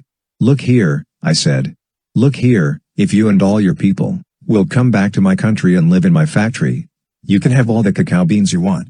I've got mountains of them in my storehouses. You can have cacao beans for every meal. You can gorge yourselves silly on them. I'll even pay your wages in cacao beans if you wish." "You really mean it?" asked the Oompa-Loompa leader, leaping up from his chair. "Of course I mean it," I said. "And you can have chocolate as well. Chocolate tastes even better than cacao beans because it's got milk and sugar added." The little man gave a great whoop of joy and threw his bowl of mashed caterpillars right out of the treehouse window. "It's a deal," he cried. "Come on. Let's go." So I shipped them all over here, every man, woman, and child in the Oompa-Loompa tribe. It was easy. I smuggled them over in large packing cases with holes in them, and they all got here safely. They are wonderful workers. They all speak English now. They love dancing and music. They are always making up songs. I expect you will hear a good deal of singing today from time to time. I must warn you, though, that they are rather mischievous. They like jokes. They still wear the same kind of clothes they wore in the jungle. They insist upon that. The men, as you can see for yourselves across the river, wear only deerskins. The women wear leaves, and the children wear nothing at all. The women use fresh leaves every day. "Daddy!" shouted Veruca Salt. "Daddy! I want an Oompa-Loompa. I want you to get me an Oompa-Loompa. I want an Oompa-Loompa right away. I want to take it home with me. Go on, Daddy. Get me an Oompa-Loompa. Now, my pet." Her father said to her, "We mustn't interrupt Mr. Wonka." "But I want an Oompa-Loompa," screamed Veruca. "All right, Veruca, all right. But I can't get it for you this second. Please be patient. I'll see you have one before the day is out." "Augustus!" shouted Mrs. Gloop. "Augustus, sweetheart, I don't think you had better do that." Augustus Gloop, as you might have guessed, had quietly sneaked down to the edge of the river, and he was now kneeling on the riverbank, scooping hot melted chocolate into his mouth as fast as he could. 17 Augustus Gloop goes up the pipe. When Mr. Wonka turned round and saw what Augustus Gloop was doing, he cried out, "Oh, no. Please, Augustus, please. I beg of you not to do that. My chocolate must be untouched by human hands." "Augustus," called out Mrs. Gloop. "Didn't you hear what the man said? Come away from that river at once. This stuff is fabulous," said Augustus, taking not the slightest notice of his mother or Mr. Wonka. "Gosh, I need a bucket to drink it properly." "Augustus," cried Mr. Wonka, hopping up and down and waggling his stick in the air, "you must come away. You are dirtying my chocolate." "Augustus," cried Mrs. Gloop. "Augustus," cried Mr. Gloop, but Augustus was deaf to everything except the call of his enormous stomach. He was now lying full length on the ground with his head far out over the river, lapping up the chocolate like a dog. "Augustus," shouted Mrs. Gloop.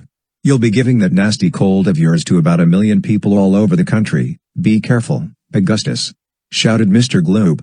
"You are leaning too far out." Mr. Gloop was absolutely right. For suddenly there was a shriek, and then a splash, and into the river went Augustus Gloop, and in 1 second he had disappeared under the brown surface. "Save him!"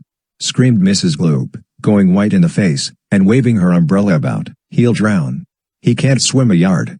Save him. Save him. Good heavens, woman, said Mr. Gloop, I'm not diving in there. I've got my best suit on. Augustus Gloop's face came up again to the surface, painted brown with chocolate. Help. Help. Help. He yelled. Fish me out, don't just stand there. Mrs. Gloop screamed at Mr. Gloop. Do something, I am doing something, said Mr. Gloop, who was now taking off his jacket and getting ready to dive into the chocolate. But while he was doing this, the wretched boy was being sucked closer and closer towards the mouth of one of the great pipes that was dangling down into the river. Then all at once, the powerful suction took hold of him completely, and he was pulled under the surface and then into the mouth of the pipe. The crowd on the riverbank waited breathlessly to see where he would come out. There he goes, somebody shouted, pointing upwards, and sure enough, because the pipe was made of glass, Augustus Gloop could be clearly seen shooting up inside it, head first, like a torpedo. Help. Murder. Please. Screamed Mrs. Gloop. Augustus, come back at once. Where are you going? It's a wonder to me, said Mr. Gloop, how that pipe is big enough for him to go through it. It isn't big enough, said Charlie Bucket. Oh dear, look. He's slowing down. So he is, said Grandpa Joe. He's going to stick, said Charlie. I think he is, said Grandpa Joe. By golly, he is stuck, said Charlie. It's his stomach that's done it, said Mr. Gloop. He's blocked the whole pipe, said Grandpa Joe. Smash the pipe, yelled Mrs. Gloop, still waving her umbrella. Augustus, come out of there at once. The watchers below could see the chocolate swishing around the boy in the pipe, and they could see it building up behind him in a solid mass, pushing against the blockage. The pressure was terrific. Something had to give. Something did give, and that something was Augustus. Woof. Up he shot again like a bullet in the barrel of a gun. He's disappeared, yelled Mrs. Gloop. Where does that pipe go to? Quick. Call the fire brigade. Keep calm, cried Mr. Wonka. Keep calm, my dear lady, keep calm. There is no danger. No danger whatsoever. Augustus has gone on a little journey, that's all. A most interesting little journey. But he'll come out of it just fine, you wait and see. How can he possibly come out just fine? Snapped Mrs. Gloop. He'll be made into marshmallows in 5 seconds. Impossible, cried Mr. Wonka. Unthinkable. Inconceivable. Absurd. He could never be made into marshmallows, and why not, may I ask? Shouted Mrs. Gloop. Because that pipe doesn't go anywhere near it. That pipe, the one Augustus went up, happens to lead directly to the room where I make a most delicious kind of strawberry-flavored chocolate-coated fudge. Then he'll be made into strawberry-flavored chocolate-coated fudge, screamed Mrs. Gloop. My poor Augustus. They'll be selling him by the pound all over the country tomorrow morning.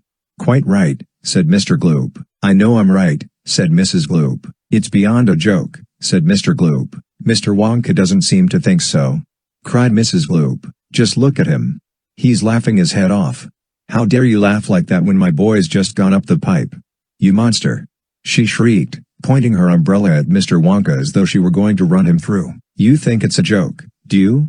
You think that sucking my boy up into your fudge room like that is just one great big colossal joke? He'll be perfectly safe, said Mr. Wonka, giggling slightly. He'll be chocolate fudge, shrieked Mrs. Gloop. Never, cried Mr. Wonka. Of course he will, shrieked Mrs. Gloop. I wouldn't allow it, cried Mr. Wonka. And why not?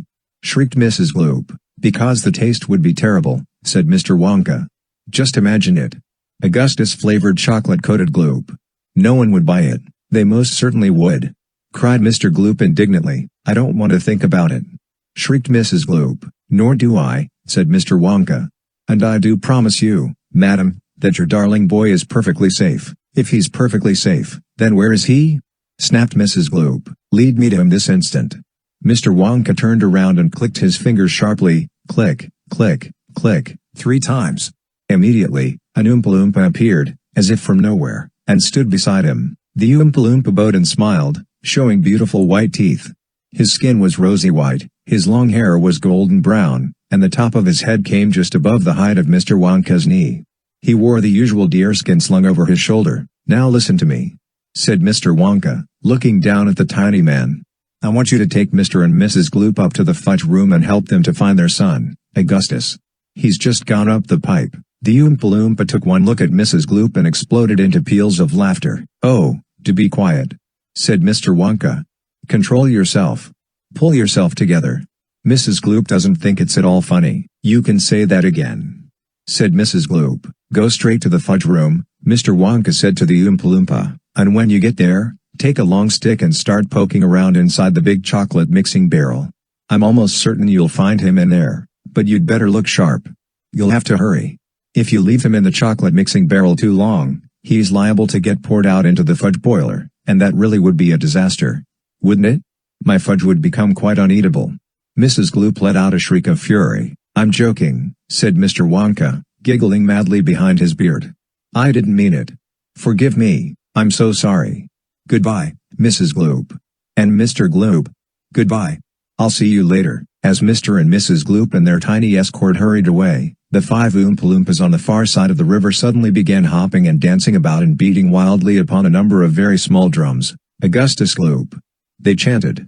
"Augustus Gloop. Augustus Gloop. Augustus Gloop." "Grandpa!" cried Charlie. "Listen to them, Grandpa. What are they doing?" "SHH," whispered Grandpa Joe. "I think they're going to sing us a song." "Augustus Gloop," chanted the Oompa-Loompas. "Augustus Gloop. Augustus Gloop.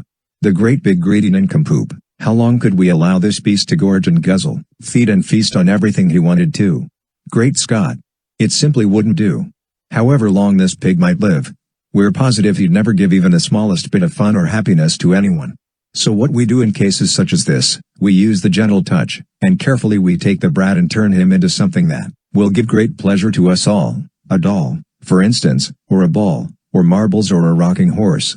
But this revolting boy, of course, was so unutterably vile, so greedy, foul, and infantile, he left a most disgusting taste inside our mouths, and so in haste, we chose a thing that, come what may, would take the nasty taste away.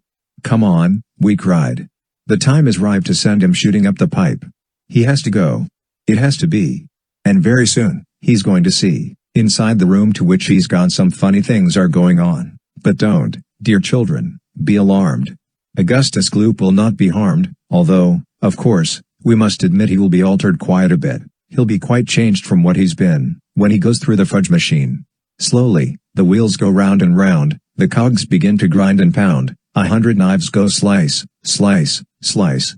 We add some sugar, cream, and spice, we boil him for a minute more, until we're absolutely sure that all the greed and all the gall is boiled away for once and all, then out he comes. And now, by grace, a miracle has taken place. This boy, who only just before, was loathed by men from shore to shore, this greedy brute, this louse's ear, is loved by people everywhere. For who could hate or bear a grudge against a luscious bit of fudge? "I told you they loved singing," cried Mr. Wonka. "Aren't they delightful? Aren't they charming? But you mustn't believe a word they said. It's all nonsense, every bit of it." "Are the Oompa-Loompas really joking, Grandpa?" asked Charlie. "Of course they're joking," answered Grandpa Joe. "They must be joking. At least, I hope they're joking. Don't you?" 18 Down the chocolate river, off we go, cried Mr. Wonka. "Hurry up, everybody. Follow me to the next room. And please don't worry about Augustus Gloop. He's bound to come out in the wash. They always do. We shall have to make the next part of the journey by boat. Here she comes."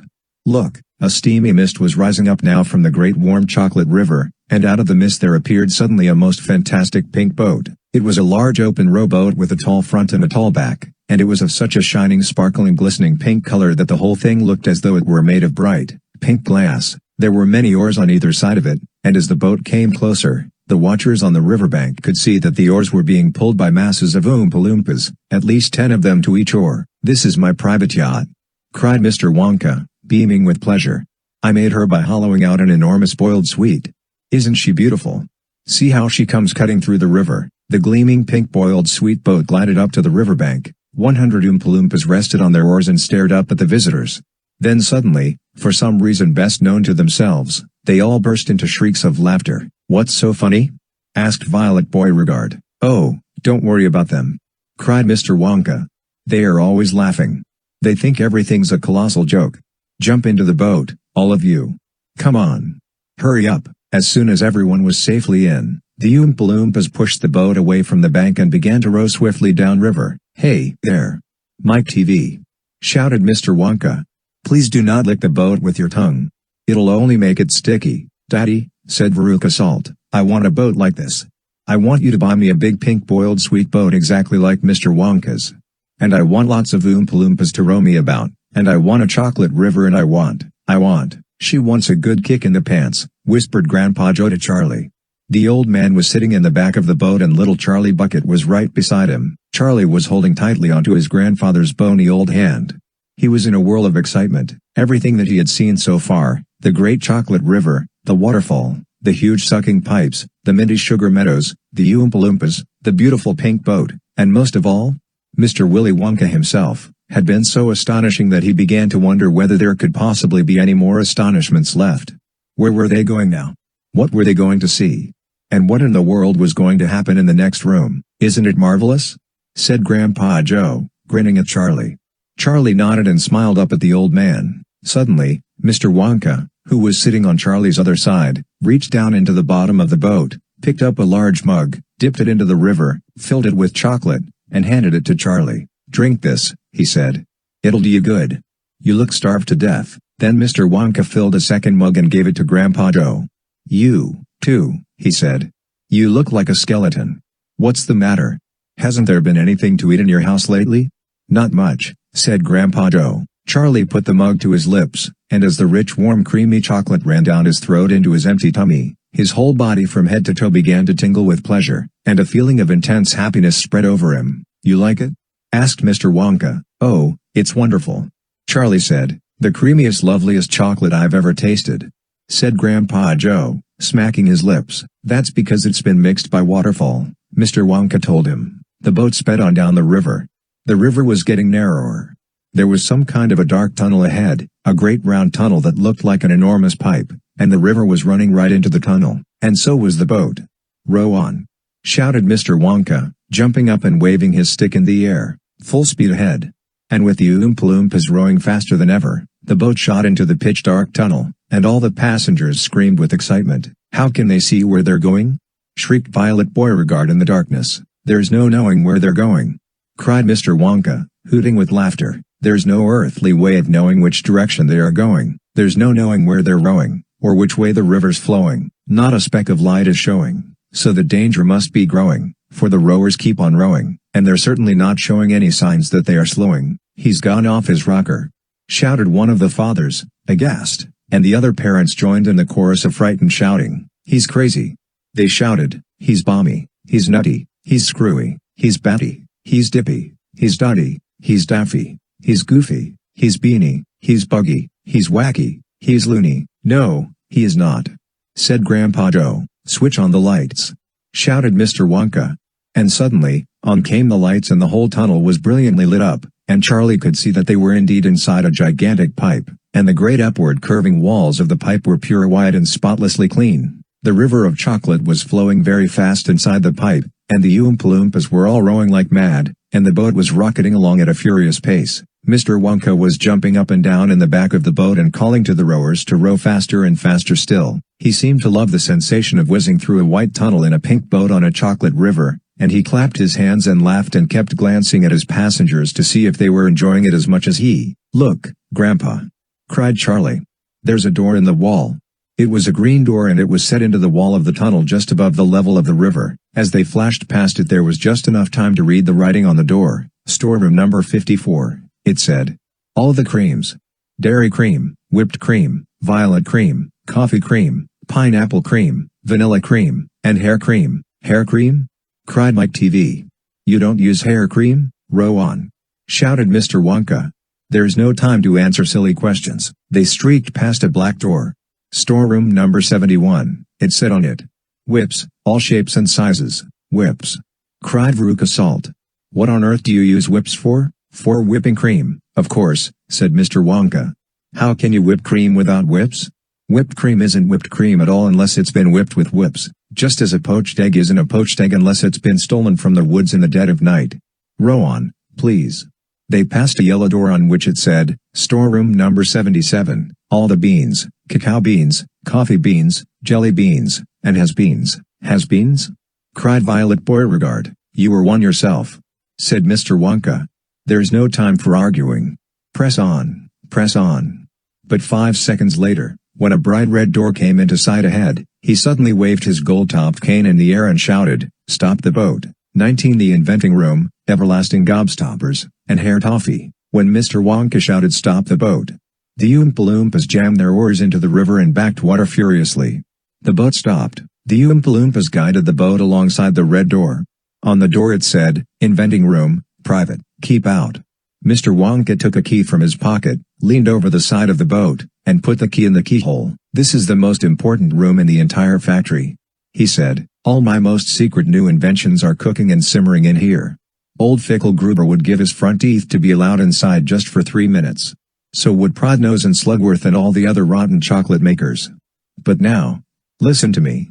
I want no messing about when you go in. No touching, no meddling, and no tasting. Is that agreed? Yes, yes. The children cried. We won't touch a thing. Up to now, Mr. Wonka said, nobody else, not even an Oompa-Loompa, has ever been allowed in here. He opened the door and stepped out of the boat into the room. The 4 children and their parents all scrambled after him. Don't touch, shouted Mr. Wonka. And don't knock anything over. Charlie Bucket stared around the gigantic room in which he now found himself. The place was like a witch's kitchen. All about him black metal pots were boiling and bubbling on huge stoves, and kettles were hissing and pans were sizzling, and strange iron machines were clanking and sputtering. And there were pipes running all over the ceiling and walls, and the whole place was filled with smoke and steam and delicious rich smells. Mr. Wonka himself had suddenly become even more excited than usual, and anyone could see that this was the room he loved best of all. He was hopping about among the saucepans and the machines like a child among his Christmas presents, not knowing which thing to look at first. He lifted the lid from a huge pot and took a sniff, then he rushed over and dipped a finger into a barrel of sticky yellow stuff and had a taste. Then he skipped across to one of the machines and turned half a dozen knobs this way and that. Then he peered anxiously through the glass door of a gigantic oven, rubbing his hands and cackling with delight at what he saw inside. Then he ran over to another machine, a small shiny affair that kept going fut fut fut fut fut, and every time it went fut, a large green marble dropped out of it into a basket on the floor. At least it looked like a marble. Everlasting Gobstoppers, cried Mr. Wonka proudly. They are completely new. I am inventing them for children who are given very little pocket money. You can put an everlasting gobstopper in your mouth and you can suck it and suck it and suck it and suck it and it will never get any smaller. It's like gum, cried Violet Beauregard. It is not like gum, Mr. Wonka said. Gum is for chewing, and if you tried chewing one of these gobstoppers here you'd break your teeth off. And they never get any smaller. They never disappear. Never. At least I don't think they do. There's one of them being tested this very moment in the testing room next door. An Oompa-Loompa is sucking it. He's been sucking it for very nearly a year now without stopping, and it's still just as good as ever. Now, over here, Mr. Wonka went on, skipping excitedly across the room to the opposite wall. Over here I am inventing a completely new line in toffees. He stopped beside a large saucepan. The saucepan was full of a thick gooey purplish treacle, boiling and bubbling. By standing on his toes, little Charlie could just see inside it. That's Herr Toffee, cried Mr. Wonka. You eat just one tiny bit of that, and in exactly half an hour a brand new luscious thick silky beautiful crop of hair will start growing out all over the top of your head. And a mustache. And a beard, cried Veruca Salt. Who wants a beard? For heaven's sake, it would suit you very well, said Mr. Wonka, but unfortunately the mixture is not quite right yet. I've got it too strong. It works too well. I tried it on an Oompa-Loompa yesterday in the testing room and immediately a huge black beard started shooting out of his chin, and the beard grew so fast that soon it was trailing all over the floor in a thick hairy carpet. It was growing faster than we could cut it. In the end we had to use a lawn mower to keep it in check. But I'll get the mixture right soon. And when I do, then there'll be no excuse anymore for little boys and girls going about with bald heads. But Mr. Wonka, said Mike Teavee, little boys and girls never do go about with. Don't argue, my dear child, please don't argue, cried Mr. Wonka. It's such a waste of precious time. Now, over here, if you will all step this way, I will show you something that I am terrifically proud of. Oh, do be careful. Don't knock anything over.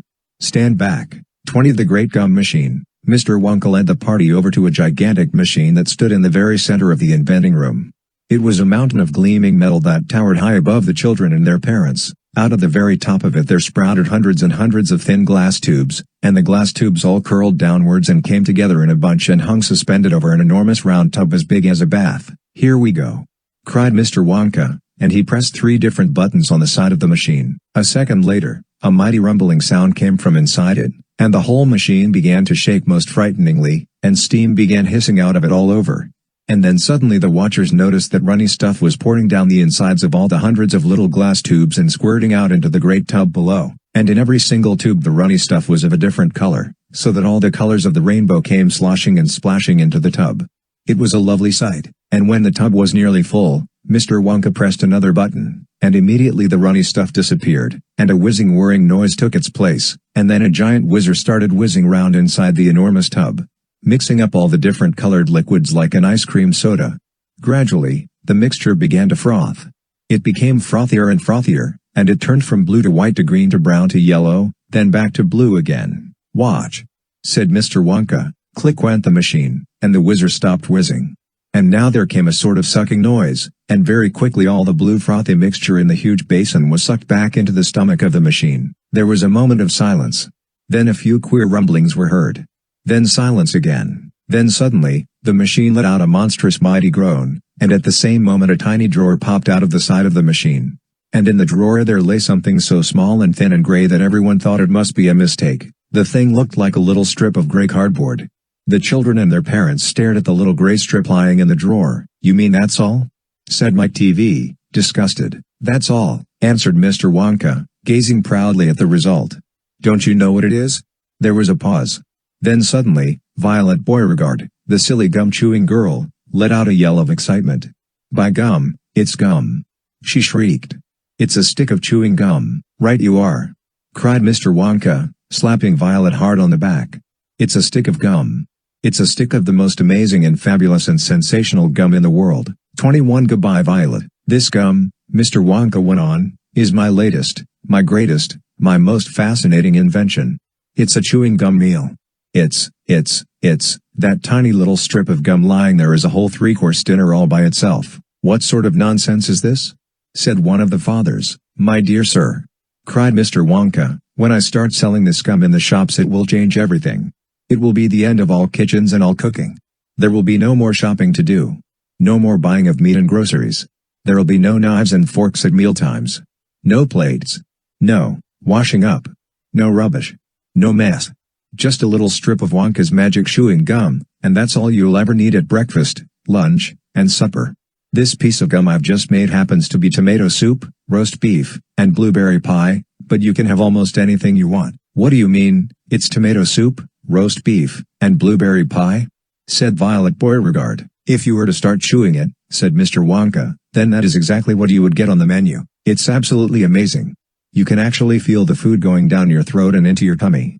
And you can taste it perfectly. And it fills you up. It satisfies you. It's terrific." "It's utterly impossible," said Veruca Salt. "Just so long as it's gum," shouted Violet Beauregard. "Just so long as it's a piece of gum and I can chew it, then that's for me."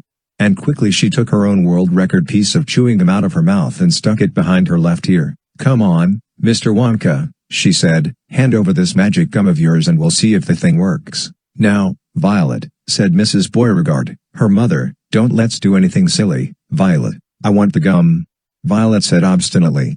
"What's so silly? I would rather you didn't take it," Mr. Wonka told her gently.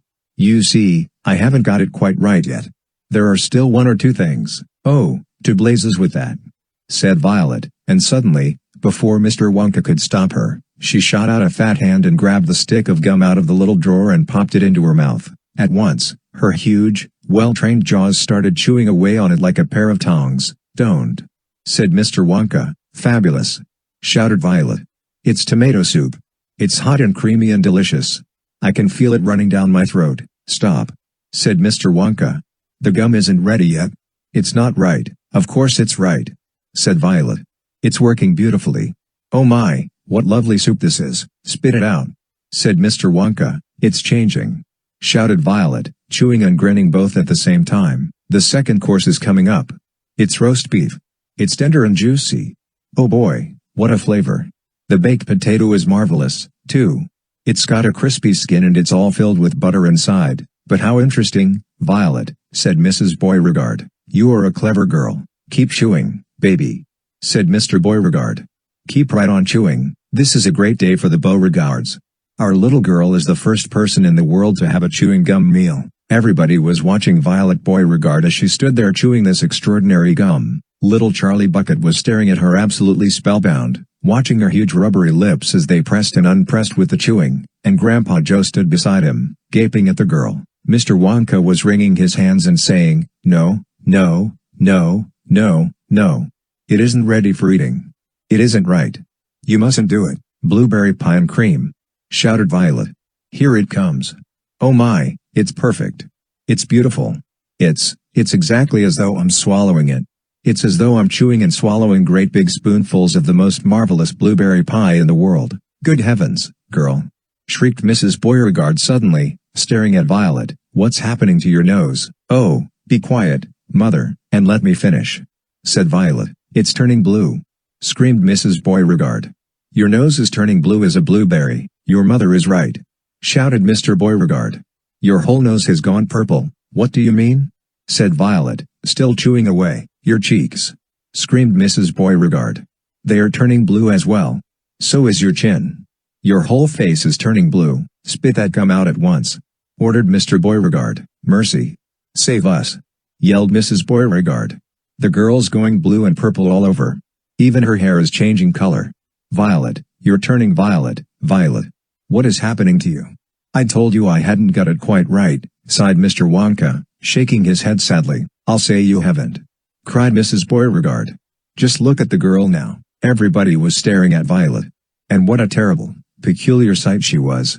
Her face and hands and legs and neck, in fact the skin all over her body, as well as her great big mop of curly hair, had turned a brilliant, purplish blue, the color of blueberry juice. "It always goes wrong when we come to the dessert," sighed Mr. Wonka. "It's the blueberry pie that does it. But I'll get it right one day, you wait and see." "Violet," screamed Mrs. Beauregard, "you are swelling up."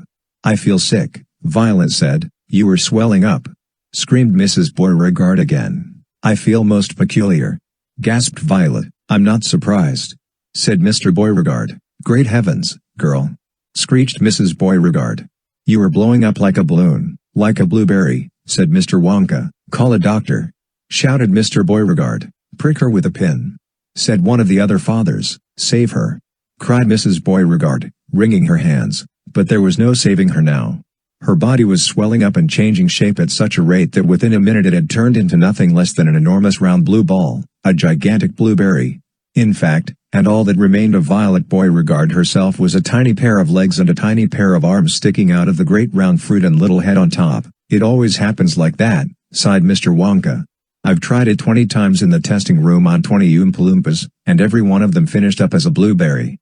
It's most annoying. I just can't understand it. But I don't want a blueberry for a daughter," yelled Mrs. Beauregard.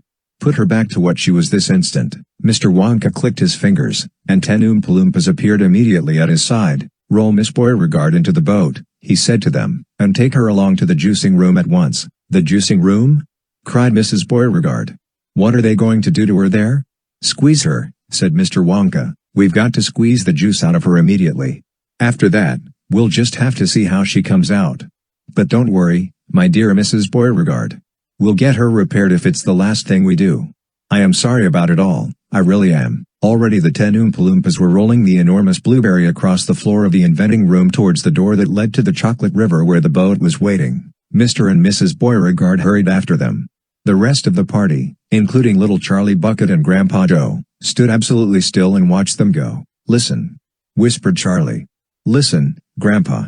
The Oompa-Loompas in the boat outside are starting to sing." The voices, 100 of them singing together, came loud and clear into the room. "Dear friends, we surely all agree, there's almost nothing worse to see than some repulsive little bum, who's always chewing gum. It's very near as bad as those, who sit around and pick the nose, so please believe us when we say, that chewing gum will never pay. This sticky habit's bound to send the chewer to a sticky end. Did any of you ever know a person called Miss Bigelow? This dreadful woman saw no wrong in chewing all day long. She chewed while bathing in the tub.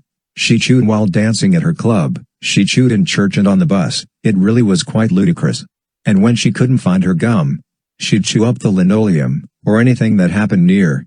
A pair of boots, the postman's ear, or other people's underclothes, and once she chewed her boyfriend's nose. She went on chewing till, at last, her chewing muscles grew so vast that from her face her giant chin stuck out just like a violin. For years and years she chewed away, consuming 50 bits a day, until one summer's eve, alas, A horrid business came to pass.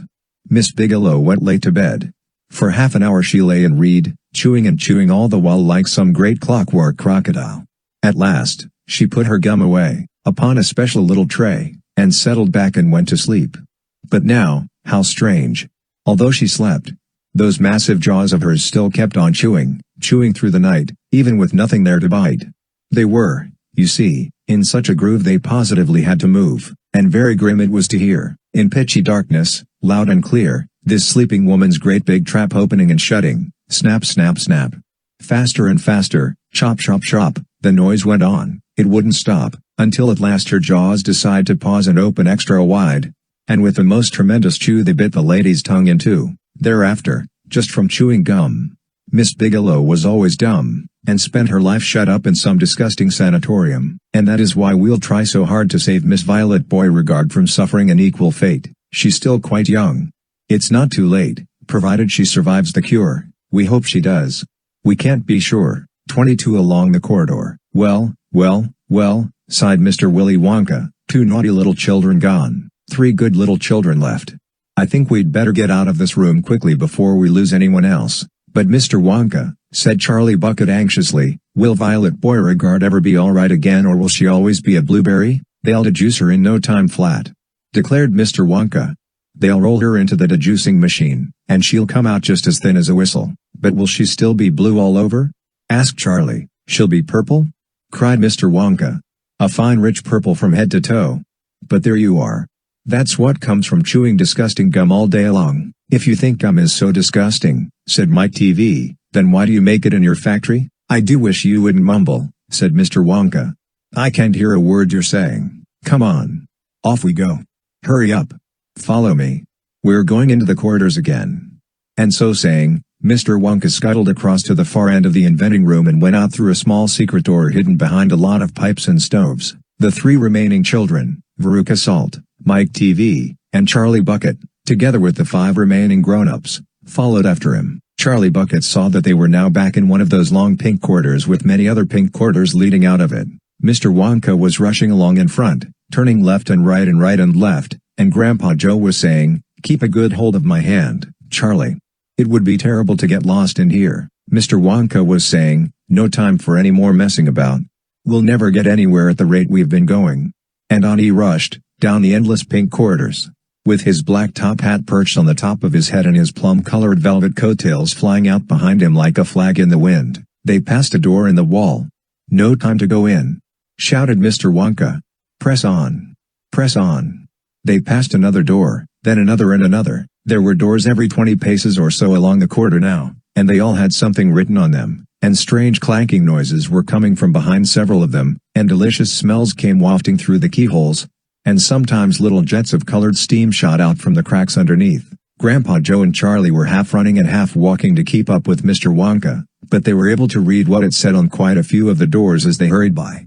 "Eatable marshmallow pillows," it said on one. "Marshmallow pillows are terrific," shouted Mr. Wonka as he dashed by. "They'll be all the rage when I get them into the shops. No time to go in, though. No time to go in." "Lickable wallpaper for nurseries," it said on the next door. "Lovely stuff, lickable wallpaper," cried Mr. Wonka, rushing past. "It has pictures of fruits on it, bananas, apples, oranges, grapes, pineapples, strawberries, and snozzberries." "Snozzberries?" said Mike Teavee. "Don't interrupt," said Mr. Wonka. "The wallpaper has pictures of all these fruits printed on it, and when you lick the picture of a banana, it tastes of banana. When you lick a strawberry, it tastes of strawberry. And when you lick a snozzberry, it tastes just exactly like a snozzberry." "But what does a snozzberry taste like?" "You were mumbling again," said Mr. Wonka. "Speak louder next time. On we go. Hurry up." "Hot ice creams for cold days," it said on the next door. "Extremely useful in the winter," said Mr. Wonka, rushing on. "Hot ice cream warms you up no end in freezing weather. I also make hot ice cubes for putting in hot drinks. Hot ice cubes make hot drinks hotter. Cows that give chocolate milk," it said on the next door. "Ah, my pretty little cows," cried Mr. Wonka. "How I love those cows." "But why can't we see them?" asked Veruca Salt. "Why do we have to go rushing on past all these lovely rooms?" "We shall stop in time," called out Mr. Wonka. "Don't be so madly impatient. Fizzy lifting drinks, it said on the next door. "Oh, those are fabulous!" cried Mr. Wonka. "They fill you with bubbles, and the bubbles are full of a special kind of gas, and this gas is so terrifically lifting that it lifts you right off the ground just like a balloon, and up you go until your head hits the ceiling, and there you stay." "But how do you come down again?" asked little Charlie. "You do a burp, of course," said Mr. Wonka. "You do a great big long rude burp, and up comes the gas and down comes you. But don't drink it outdoors. There's no knowing how high up you'll be carried if you do that. I gave some to an old Oompa-Loompa once out in the backyard and he went up and disappeared out of sight. It was very sad. I never saw him again." "He should have burped," Charlie said. "Of course he should have burped," said Mr. Wonka. "I stood there shouting, 'Burp, you silly ass, burp, or you'll never come down again.' But he didn't or couldn't or wouldn't, I don't know which. Maybe he was too polite. He must be on the moon by now." On the next door, it said, "Square sweets that look round." "Wait!" cried Mr. Wonka, skidding suddenly to a halt. "I am very proud of my square sweets that look round. Let's take a peek." 23 square sweets that look round. Everybody stopped and crowded to the door. The top half of the door was made of glass. Grandpa Joe lifted Charlie up so that he could get a better view, and looking in, Charlie saw a long table, and on the table there were rows and rows of small white square-shaped sweets. The sweets looked very much like square sugar lumps, except that each of them had a funny little pink face painted on one side. At the end of the table, a number of Oompa-Loompas were busily painting more faces on more sweets. "There you are!" cried Mr. Wonka. "Square sweets that look round."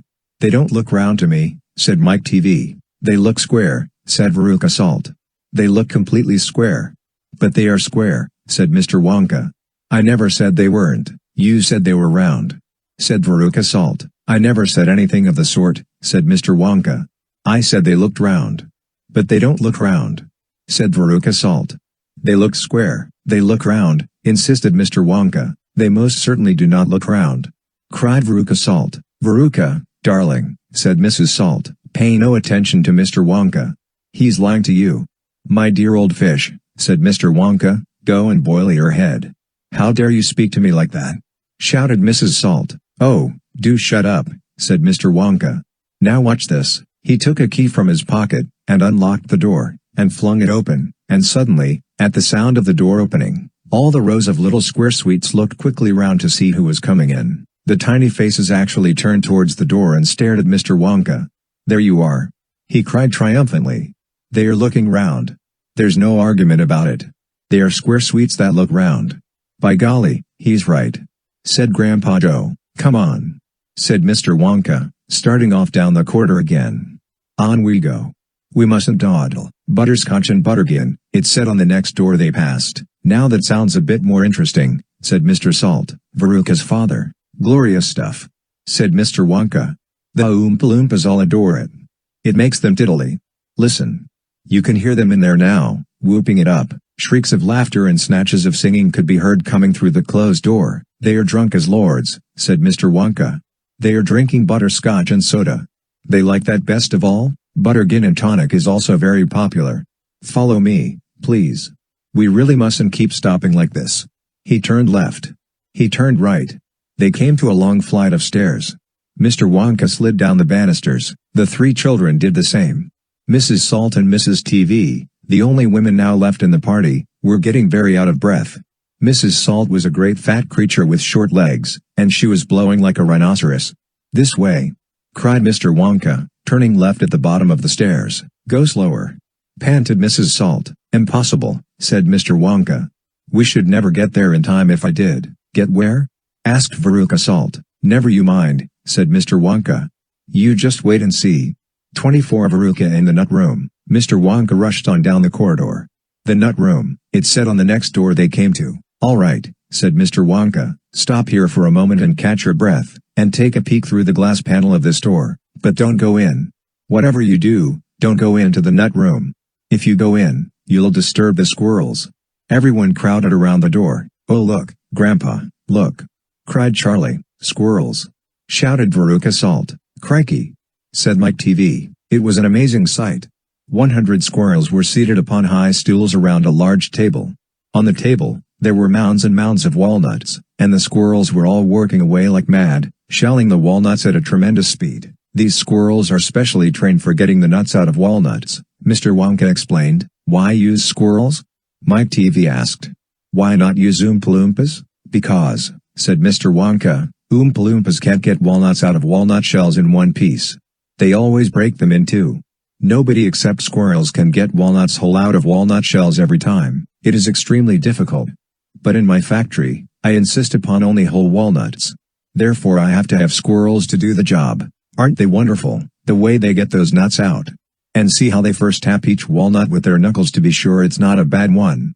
If it's bad, it makes a hollow sound, and they don't bother to open it, they just throw it down the rubbish chute. There. Look. Watch that squirrel nearest to us. I think he's got a bad one now. They watched the little squirrel as he tapped the walnut shell with his knuckles. He cocked his head to one side, listening intently, then suddenly he threw the nut over his shoulder into a large hole in the floor. Hey, Mummy! Shouted Veruca Salt suddenly, I've decided I want a squirrel. Get me one of those squirrels. Don't be silly, sweetheart, said Mrs. Salt. These all belong to Mr. Wonka, I don't care about that. Shouted Veruca. I want one. All I've got at home is 2 dogs and 4 cats and 6 bunny rabbits and 2 parakeets and 3 canaries and a green parrot and a turtle and a bowl of goldfish and a cage of white mice and a silly old hamster. I want a squirrel. All right, my pet. Mrs. Salt said soothingly. Mummy'll get you a squirrel just as soon as she possibly can, but I don't want any old squirrel. Veruca shouted. I want a trained squirrel. At this point, Mr. Salt, Veruca's father, stepped forward. Very well, Wonka, he said importantly, taking out a wallet full of money. How much do you want for one of these squirrels? Name your price. They are not for sale, Mr. Wonka answered. She can't have one. Who says I can't? Shouted Veruca. I'm going in to get myself one this very minute. Don't, said Mr. Wonka quickly, but he was too late. The girl had already thrown open the door and rushed in. The moment she entered the room, 100 squirrels stopped what they were doing and turned their heads and stared at her with small black beady eyes. Veruca Salt stopped also, and stared back at them. Then her gaze fell upon a pretty little squirrel sitting nearest to her at the end of the table. The squirrel was holding a walnut in its paws. All right, Veruca said, I'll have you. She reached out her hands to grab the squirrel, but as she did so, in that first split second when her hands started to go forward, there was a sudden flash of movement in the room, like a flash of brown lightning, and every single squirrel around the table took a flying leap towards her and landed on her body. 25 of them caught hold of her right arm, and pinned it down. 25 more caught hold of her left arm, and pinned that down. 25 caught hold of her right leg and anchored it to the ground. 24 caught hold of her left leg, and the one remaining squirrel climbed up onto her shoulder and started tapping the wretched girl's head with its knuckles. Save her! Screamed Mrs. Salt. Veruca! Come back! What are they doing to her? They are testing her to see if she's a bad nut, said Mr. Wonka. You watch. Veruca struggled furiously, but the squirrels held her tight and she couldn't move. The squirrel on her shoulder went tapping the side of her head with his knuckles. Then all at once, the squirrels pulled Veruca to the ground and started carrying her across the floor. My goodness, she is a bad nut after all, said Mr. Wonka. Her head must have sounded quite hollow. Veruca kicked and screamed, but it was no use. The tiny strong paws held her tightly and she couldn't escape. Where are they taking her? Shrieked Mrs. Salt. She's going where all the other bad nuts go, said Mr. Willy Wonka. Down the rubbish chute. By golly, she is going down the chute, said Mr. Salt, staring through the glass door at his daughter. Then save her, cried Mrs. Salt. Too late, said Mr. Wonka. She's gone. And indeed she had. But where? Shrieked Mrs. Salt, flapping her arms. What happens to the bad nuts?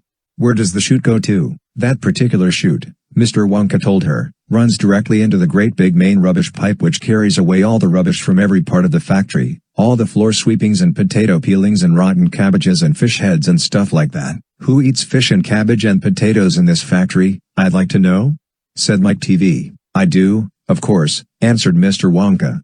You don't think I live on cacao beans, do you? But, shrieked Mrs. Salt, where does the great big pipe go to in the end? Why, to the furnace, of course, Mr. Wonka said calmly. To the incinerator. Mrs. Salt opened her huge red mouth and started to scream. Don't worry, said Mr. Wonka, there is always a chance that they've decided not to light it today. A chance, yelled Mrs. Salt. My darling Veruca. She'll be sizzled like a sausage. Quite right, my dear, said Mr. Salt. Now see here, Wonka, he added, I think you've gone just a shade too far this time. I do indeed. My daughter may be a bit of a frump, I don't mind admitting it, but that doesn't mean you can roast her to a crisp. I'll have you know I'm extremely cross about this, I really am. Oh, don't be cross, my dear sir, said Mr. Wonka. I expect she'll turn up again sooner or later. She may not even have gone down at all. She may be stuck in the chute just below the entrance hole, and if that's the case, all you'll have to do is go in and pull her up again. Hearing this, both Mr. and Mrs. Salt dashed into the nut room and ran over to the hole in the floor and peered in. Veruca! Shouted Mrs. Salt. Are you down there? There was no answer. Mrs. Salt bent further forward to get a closer look. She was now kneeling right on the edge of the hole with her head down and her enormous behind sticking up in the air like a giant mushroom. It was a dangerous position to be in. She needed only one tiny little push, one gentle nudge in the right place, and that is exactly what the squirrels gave her. Over she toppled, into the hole head first, screeching like a parrot. Good gracious me, said Mr. Salt, as he watched his fat wife go tumbling down the hole. What a lot of rubbish there's going to be today. He saw her disappearing into the darkness. What's it like down there, Angina? He called out. He leaned further forward. The squirrels rushed up behind him. Help! He shouted, but he was already toppling forward, and down the chute he went, just as his wife had done before him, and his daughter. Oh dear! Cried Charlie, who was watching with the others through the door. What on earth's going to happen to them now? I expect someone will catch them at the bottom of the chute, said Mr. Wonka. But what about the great fiery incinerator? Asked Charlie. They only light it every other day, said Mr. Wonka. Perhaps this is one of the days when they let it go out. You never know, they might be lucky, shh, said Grandpa Joe. Listen. Here comes another song. From far away down the corridor came the beating of drums. Then the singing began. Veruca Salt, sang the Oompa-Loompas. Veruca Salt, the little brute, has just gone down the rubbish chute, and as we very rightly thought, that in a case like this we ought to see the thing completely through, we've polished off her parents, too. Down goes Veruca. Down the drain. And here, perhaps, we should explain that she will meet, as she descends, a rather different set of friends. To those that she has left behind, these won't be nearly so refined. A fish head, for example, cut this morning from a halibut. Hello. Good morning. How do you do? How nice to meet you. How are you? And then a little further down a mass of others gather round, a bacon rind, some rancid lard, a loaf of bread gone stale and hard, a steak that nobody could chew, an oyster from an oyster stew, some liverwurst so old and grey, once welded from a mile away, a rotten nut, a reeky pear, a thing a cat left on the stair, and lots of other things as well, each with a rather horrid smell. These are Veruca's newfound friends, that she will meet as she descends, and this is the price she has to pay for going so very far astray. But now, my dears, we think you might be wondering, is it really right that every single bit of blame, and all the scolding and the shame should fall upon Veruca Salt? Is she the only one at fault? For though she's spoiled, and dreadfully so, a girl can't spoil herself, you know. Who spoiled her, then? Ah, who indeed? Who pandered to her every need? Who turned her into such a brat? Who are the culprits? Who did that? Alas! You needn't look so far to find out who these sinners are. They are her loving parents, Mum and Dad, and that is why we're glad they fell into the rubbish chute as well. 25 The Great Glass Lift. I've never seen anything like it, cried Mr. Wonka. The children are disappearing like rabbits. But you mustn't worry about it. They'll all come out in the wash. Mr. Wonka looked at the little group that stood beside him in the corridor. There were only 2 children left now, Mike Teavee and Charlie Bucket. And there were 3 grown-ups, Mr. and Mrs. Teavee and Grandpa Joe. Shall we move on? Mr. Wonka asked. Oh, yes, cried Charlie and Grandpa Joe, both together. My feet are getting tired, said Mike Teavee. I want to watch television. If you're tired then we'd better take the lift, said Mr. Wonka. It's over here. Come on. In we go. He skipped across the passage to a pair of double doors. The doors slid open. The 2 children and the grown-ups went in. Now then, cried Mr. Wonka, which button shall we press first? Take your pick. Charlie Bucket stared around him in astonishment. This was the craziest lift he had ever seen. There were buttons everywhere. The walls, and even the ceiling, were covered all over with rows and rows and rows of small, black push buttons. There must have been 1,000 of them on each wall. And another 1,000 on the ceiling. And now Charlie noticed that every single button had a tiny printed label beside it telling you which room you would be taken to if you pressed it. "This isn't just an ordinary up-and-down lift," announced Mr. Wonka proudly. "This lift can go sideways and long ways and slant ways and any other way you can think of. It can visit any single room in the whole factory, no matter where it is. You simply press the button, and zing, you're off." "Fantastic," murmured Grandpa Joe. His eyes were shining with excitement as he stared at the rows of buttons. "The whole lift is made of thick, clear glass," Mr. Wonka declared. "Walls, doors, ceiling, floor, everything is made of glass so that you can see out." "But there's nothing to see," said Mike Teavee. "Choose a button," said Mr. Wonka. "The two children may press one button each. So take your pick. Hurry up. In every room, something delicious and wonderful is being made." Quickly, Charlie started reading some of the labels alongside the buttons. "The Rock Candy Mine, 10,000 feet deep," it said on one. "Coconut ice skating rinks," it said on another. Then, "Strawberry juice water pistols, toffee apple trees for planting out in your garden, all sizes. Exploding sweets for your enemies, luminous lollies for eating in bed at night, mint jujubes for the boy next door, they'll give him green teeth for a month, cavity-filling caramels, no more dentists. Stickjaw for talkative parents, wriggle sweets that wriggle delightfully in your tummy after swallowing, invisible chocolate bars for eating in class. Sugar-coated pencils for sucking. Fizzy lemonade swimming pools, magic hand fudge, when you hold IT in your hand, you taste IT in your mouth. Rainbow drops, suck them and you can spit in 6 different colors. Come on, cried Mr. Wonka. "We can't wait all day." "Isn't there a television room in all this lot?" asked Mike Teavee. "Certainly there's a television room," Mr. Wonka said. "That button over there." He pointed with his finger. Everybody looked. "Television chocolate," it said on the tiny label beside the button. "Whoopee!" shouted Mike Teavee. "That's for me." He stuck out his thumb and pressed the button. Instantly, there was a tremendous whizzing noise. The doors clanged shut and the lift leapt away as though it had been stung by a wasp, but it leapt sideways. And all the passengers were flung off their feet onto the floor. Get up, cried Mr. Wonka, roaring with laughter. But just as they were staggering to their feet, the lift changed direction and swerved violently round a corner. And over they went once more. "Help!" shouted Mrs. Teavee. "Take my hand, madam," said Mr. Wonka gallantly. "There you are. Now grab this strap. Everybody grab a strap." The journey's not over yet. Old Grandpa Joe staggered to his feet and caught hold of a strap. Little Charlie, who couldn't possibly reach as high as that, put his arms around Grandpa Joe's legs and hung on tight. The lift rushed on at the speed of a rocket. Now it was beginning to climb. It was shooting up and up and up on a steep slanty course as if it were climbing a very steep hill. Then suddenly, as though it had come to the top of the hill and gone over a precipice, it dropped like a stone and Charlie felt his tummy coming right up into his throat, and Grandpa Joe shouted, "Yippee! Here we go." And Mrs. Teavee cried out, "The rope has broken. We're going to crash." And Mr. Wonka said, "Calm yourself, my dear lady," and patted her comfortingly on the arm. And then Grandpa Joe looked down at Charlie who was clinging to his legs, and he said, "Are you all right, Charlie?" Charlie shouted, "I love it. It's like being on a roller coaster."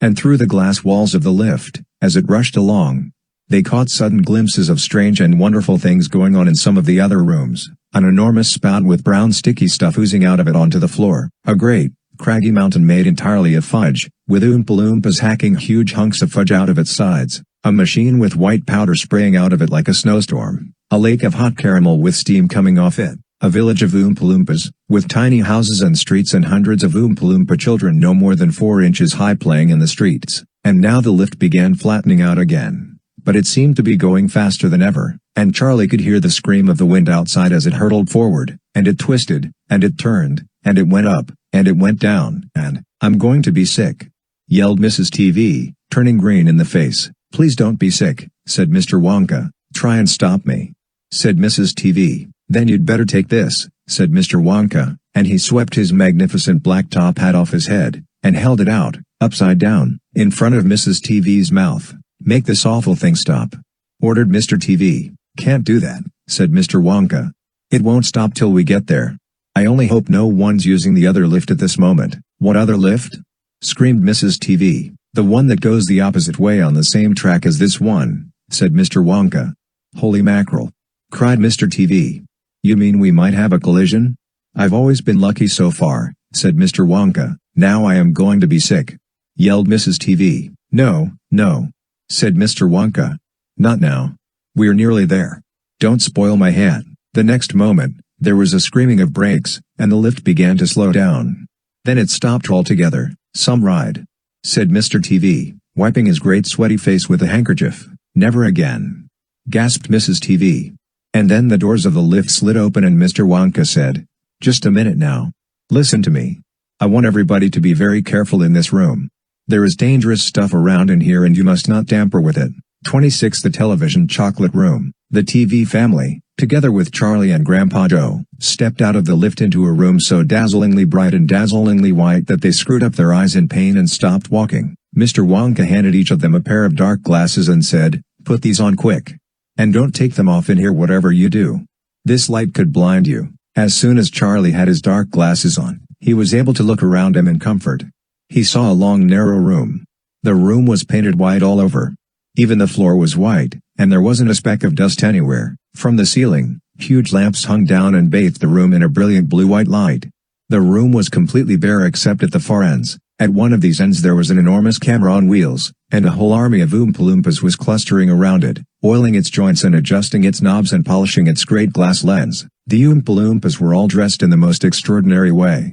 They were wearing bright-eyed space suits, complete with helmets and goggles. At least they looked like space suits, and they were working in complete silence. Watching them, Charlie experienced a queer sense of danger. There was something dangerous about this whole business, and the Oompa-Loompas knew it.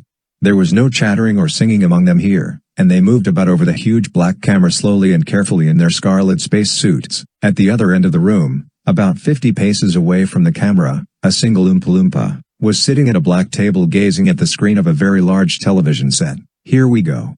cried Mr. Wonka, hopping up and down with excitement.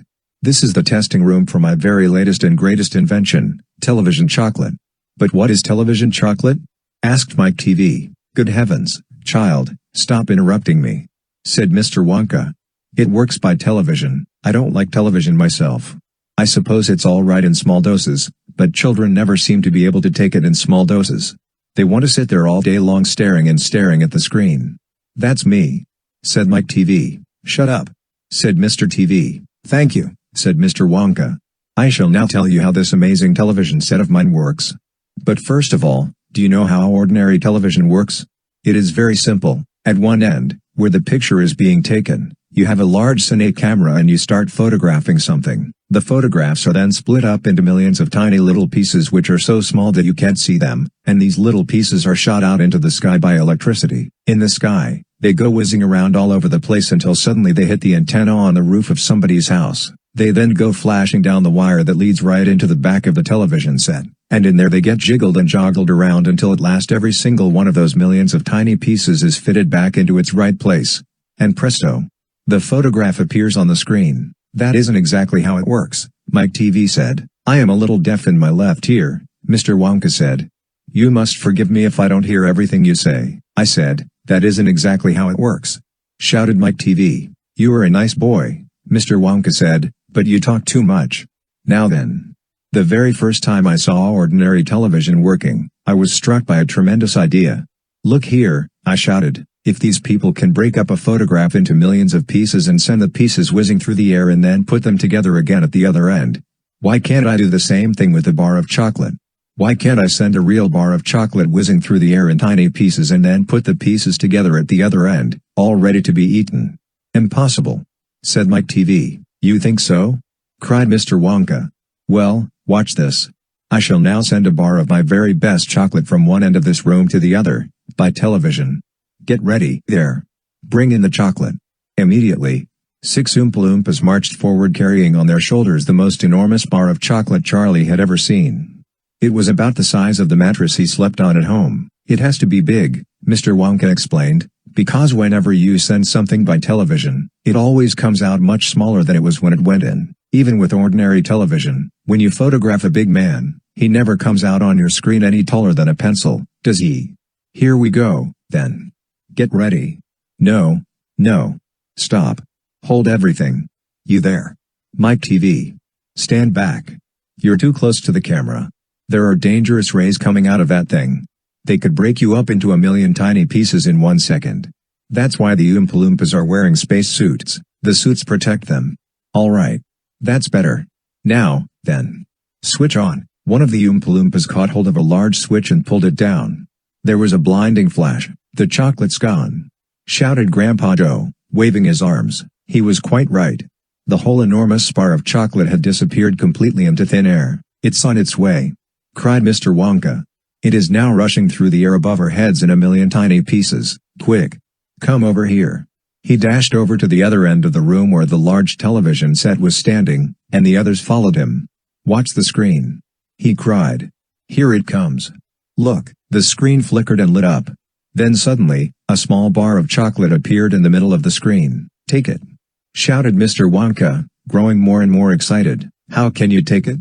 asked Mike Teavee, laughing. "It's just a picture on a television screen, Charlie Bucket!" cried Mr. Wonka. "You take it. Reach out and grab it." Charlie put out his hand and touched the screen, and suddenly, miraculously, the bar of chocolate came away in his fingers. He was so surprised he nearly dropped it. "Eat it!" shouted Mr. Wonka. "Go on and eat it. It'll be delicious. It's the same bar. It's got smaller on the journey, that's all. It's absolutely fantastic!" gasped Grandpa Joe. It's a miracle. "Just imagine," cried Mr. Wonka, "when I start using this across the country, you'll be sitting at home watching television and suddenly a commercial will flash onto the screen and a voice will say, 'Eat Wonka's chocolates. They're the best in the world.' If you don't believe us, try one for yourself now. And you simply reach out and take one. How about that? Eh? Terrific!" cried Grandpa Joe. "It will change the world." 27 Mike Teavee is sent by television. Mike Teavee was even more excited than Grandpa Joe at seeing a bar of chocolate being sent by television. "But Mr. Wonka," he shouted, "can you send other things through the air in the same way? Breakfast cereal, for instance?" "Oh, my sainted aunt!" cried Mr. Wonka. "Don't mention that disgusting stuff in front of me. Do you know what breakfast cereal is made of?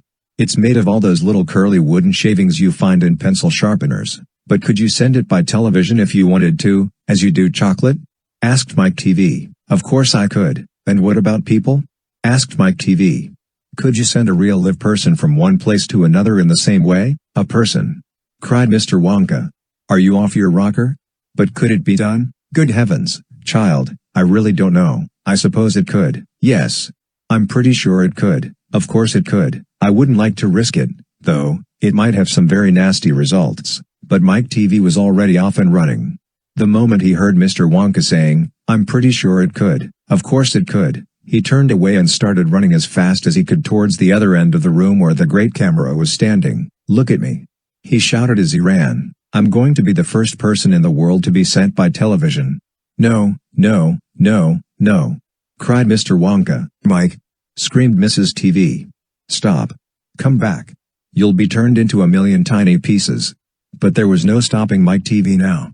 The crazy boy rushed on, and when he reached the enormous camera, he jumped straight for the switch, scattering Oompa-Loompas right and left as he went. "See you later, alligator!"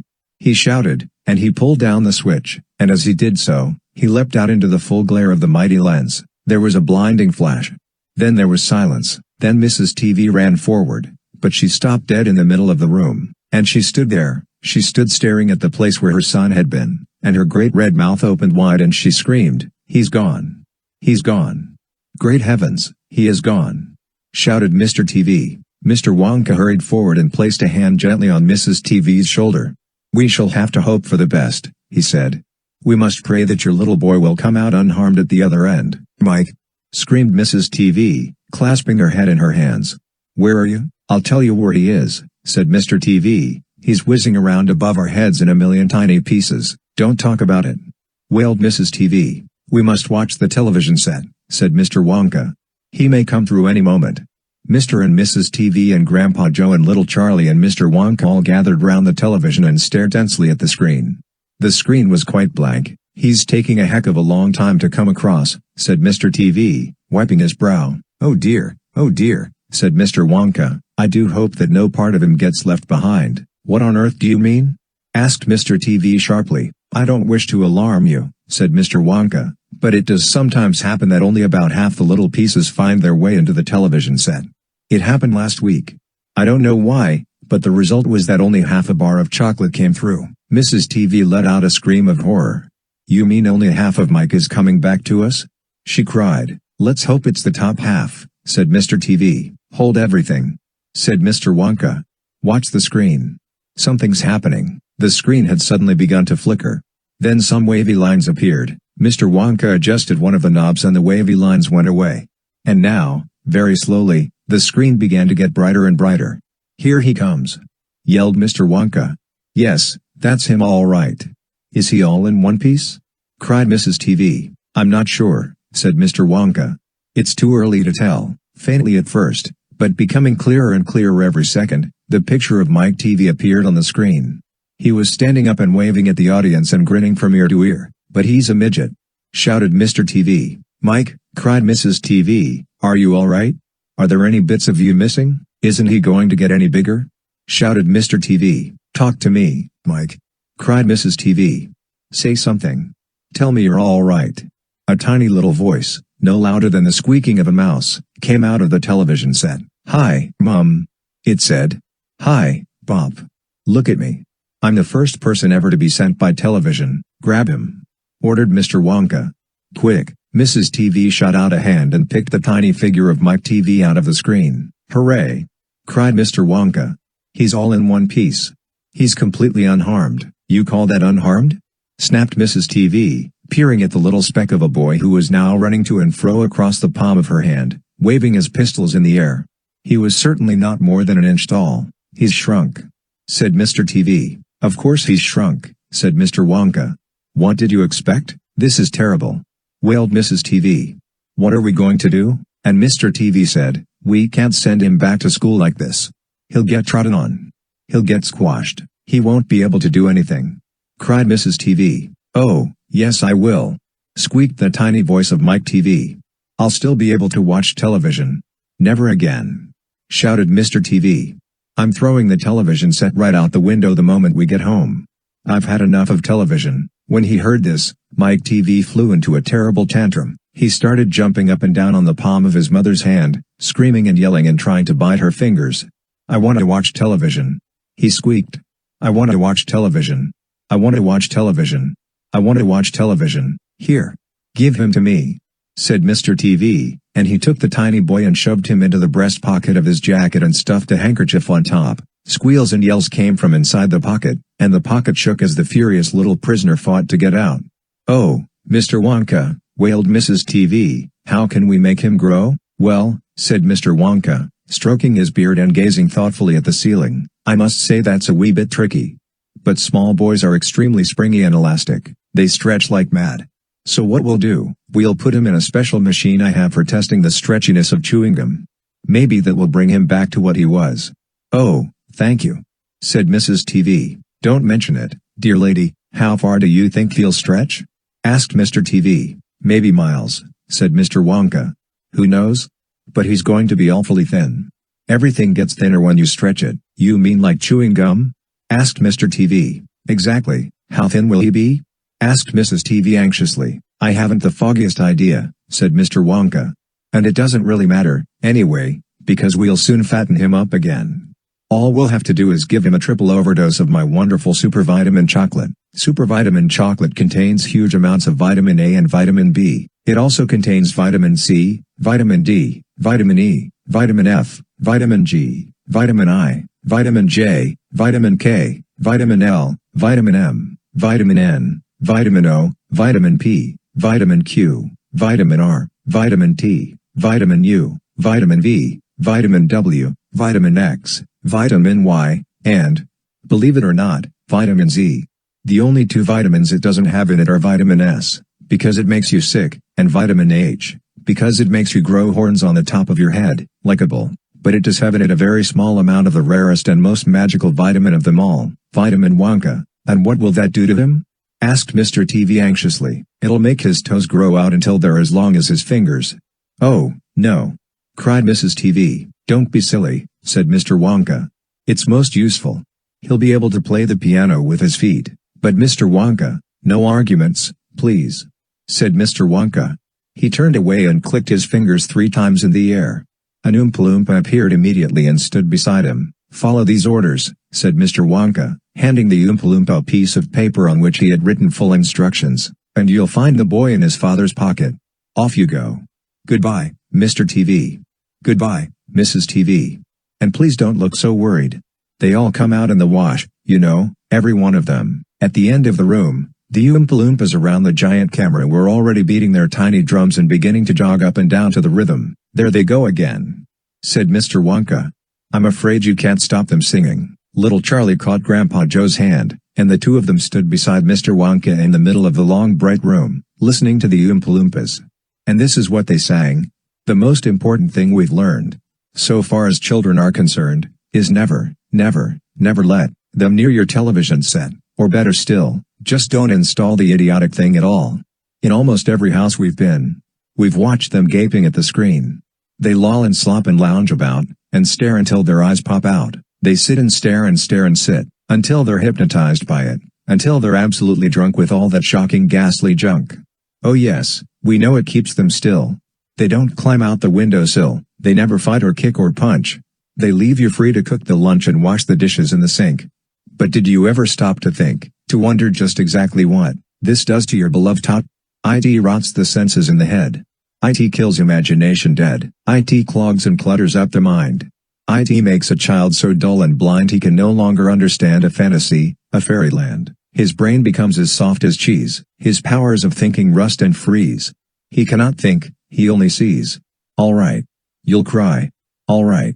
You'll say, but if we take the set away, what shall we do to entertain our darling children? Please explain. We'll answer this by asking you, what used the darling ones to do? How used they keep themselves contented before this monster was invented? Have you forgotten? Don't you know? We'll say it very loud and slow. They used to read. They'd read and read, and read and read, and then proceed to read some more. Great Scott! Gadzooks, one half their lives was reading books. The nursery shelves held books galore, books cluttered up the nursery floor, and in the bedroom, by the bed, more books were waiting to be read. Such wondrous, fine, fantastic tales of dragons, gypsies, queens, and whales and treasure isles, and distant shores where smugglers rode with muffled oars, and pirates wearing purple pants, and sailing ships and elephants, and cannibals crouching round the pot, stirring away at something hot. The younger ones had Beatrix Potter with Mr. Todd, the Dirty Rotter, and Squirrel Nutkin, Pigling Bland, and Mrs. Tiggy Winkle, and Just How the Camel Got His Hump, and How the Monkey Lost His Rump, and Mr. Toad, and bless my soul, there's Mr. Rat and Mr. Mole. Oh, books, what books they used to know, those children living long ago. So please, oh please, we beg, we pray, go throw your TV set away, and in its place you can install a lovely bookshelf on the wall. Then fill the shelves with lots of books, ignoring all the dirty looks, the screams and yells, the bites and kicks, and children hitting you with sticks. Fear not, because we promise you that, in about a week or two of having nothing else to do, they'll now begin to feel the need of having something good to read, and once they start, oh boy, you watch the slowly growing joy that fills their hearts. They'll grow so keen, they'll wonder what they'd ever seen in that ridiculous machine. That nauseating, foul, unclean, repulsive television screen. And later, each and every kid will love you more for what you did. P.S. Regarding Mike Teavee, we very much regret that we shall simply have to wait and see if we can get him back his height. But if we can't, it serves him right. 28 Only Charlie left. Which room shall it be next? Said Mr. Wonka as he turned away and darted into the lift. Come on. Hurry up. We must get going. And how many children are there left now? Little Charlie looked at Grandpa Joe, and Grandpa Joe looked back at Little Charlie. But Mr. Wonka, Grandpa Joe called after him, There's only Charlie left now. Mr. Wonka swung round and stared at Charlie. There was a silence. Charlie stood there holding tightly onto Grandpa Joe's hand. You mean you're the only one left? Mr. Wonka said, pretending to be surprised. Why, yes, whispered Charlie. Yes, Mr. Wonka suddenly exploded with excitement. But my dear boy, he cried out, that means you've won.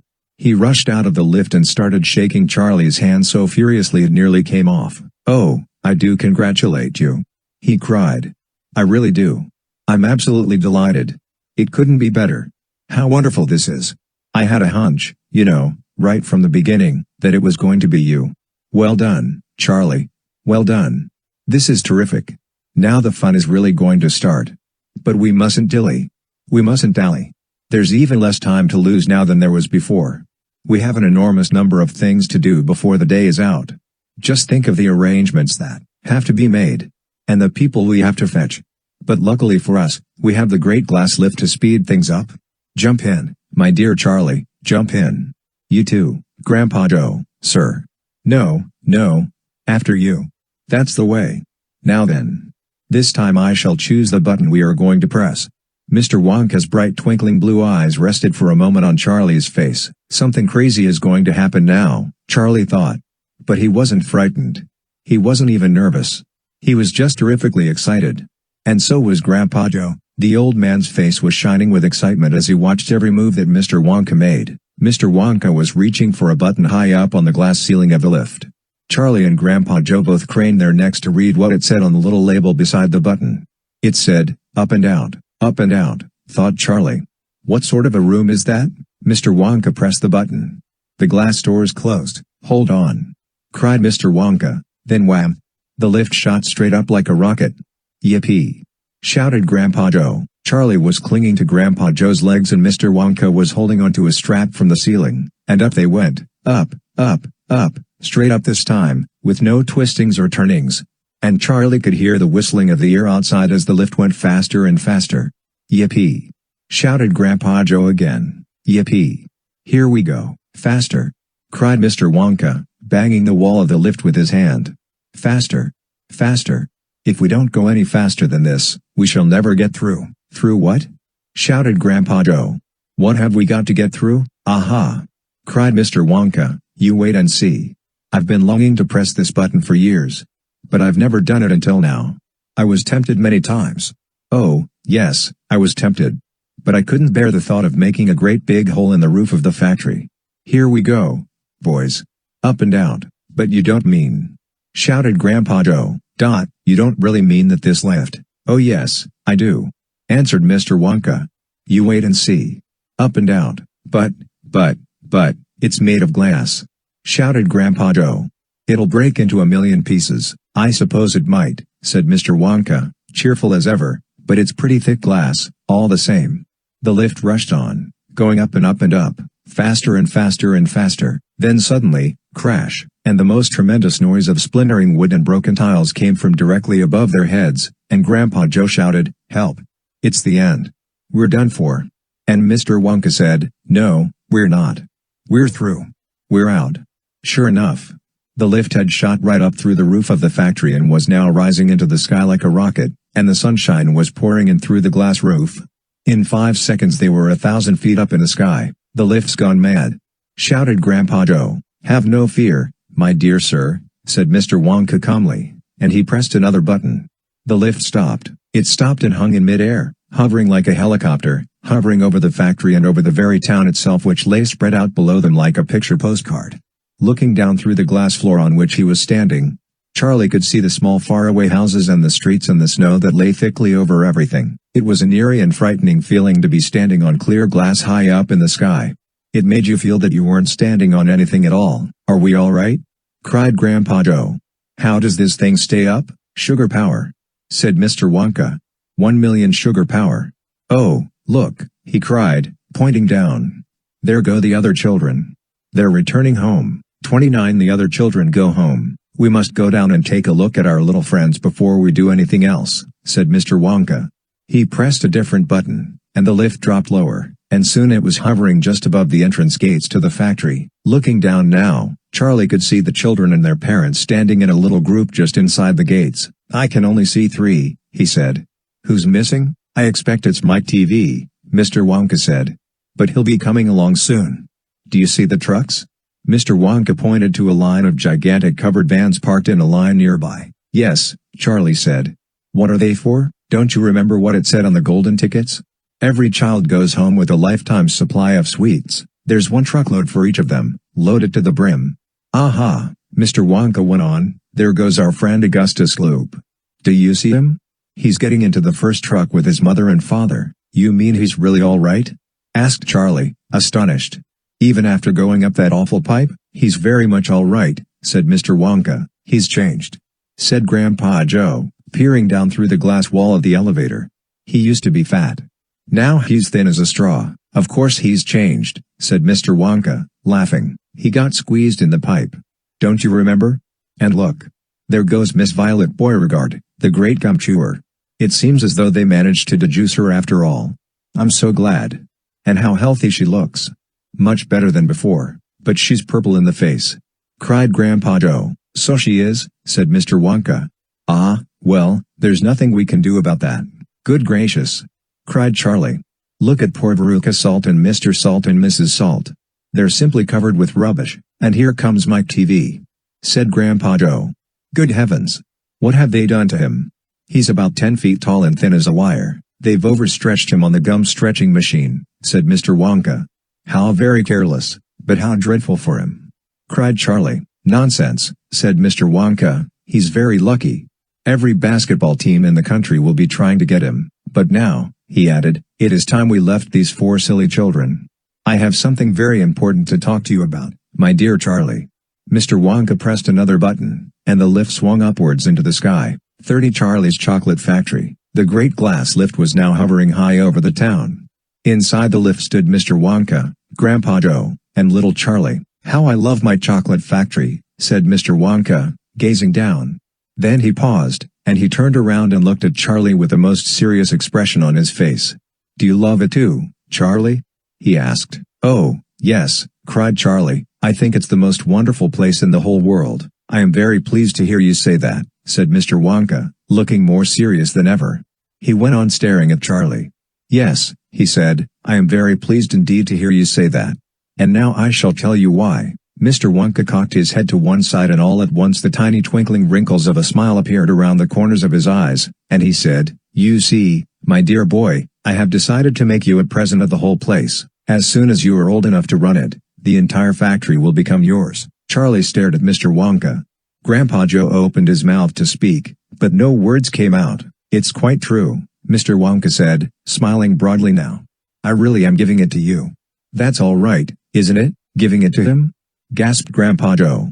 You must be joking. I'm not joking, sir, I'm deadly serious. But, why should you want to give your factory to little Charlie? Listen, Mr. Wonka said, I'm an old man. I'm much older than you think. I can't go on forever. I've got no children of my own, no family at all, so who is going to run the factory when I get too old to do it myself? Someone's got to keep it going, if only for the sake of the Oompa-Loompas. Mind you, there are thousands of clever men who would give anything for the chance to come in and take over for me, but I don't want that sort of person. I don't want a grown-up person at all. A grown-up won't listen to me, he won't learn. He will try to do things his own way and not mine, so I have to have a child. I want a good sensible loving child, one to whom I can tell all my most precious sweet-making secrets, while I am still alive. So that is why you sent out the golden tickets. Cried Charlie. Exactly. Said Mr. Wonka. I decided to invite 5 children to the factory, and the one I liked best at the end of the day would be the winner. But Mr. Wonka, stammered Grandpa Joe, do you really and truly mean that you are giving the whole of this enormous factory to little Charlie? After all, there's no time for arguments. Cried Mr. Wonka, we must go at once and fetch the rest of the family, Charlie's father and his mother and anyone else that's around. They can all live in the factory from now on. They can all help to run it until Charlie is old enough to do it by himself. Where do you live, Charlie? Charlie peered down through the glass floor at the snow-covered houses that lay below. It's over there, he said, pointing. It's that little cottage right on the edge of the town, the tiny little one. I see it. Cried Mr. Wonka, and he pressed some more buttons and the lift shot down towards Charlie's house. I'm afraid my mother won't come with us, Charlie said sadly. Why ever not? Because she won't leave Grandma Josephine and Grandma Georgina and Grandpa George, but they must come too. They can't, Charlie said.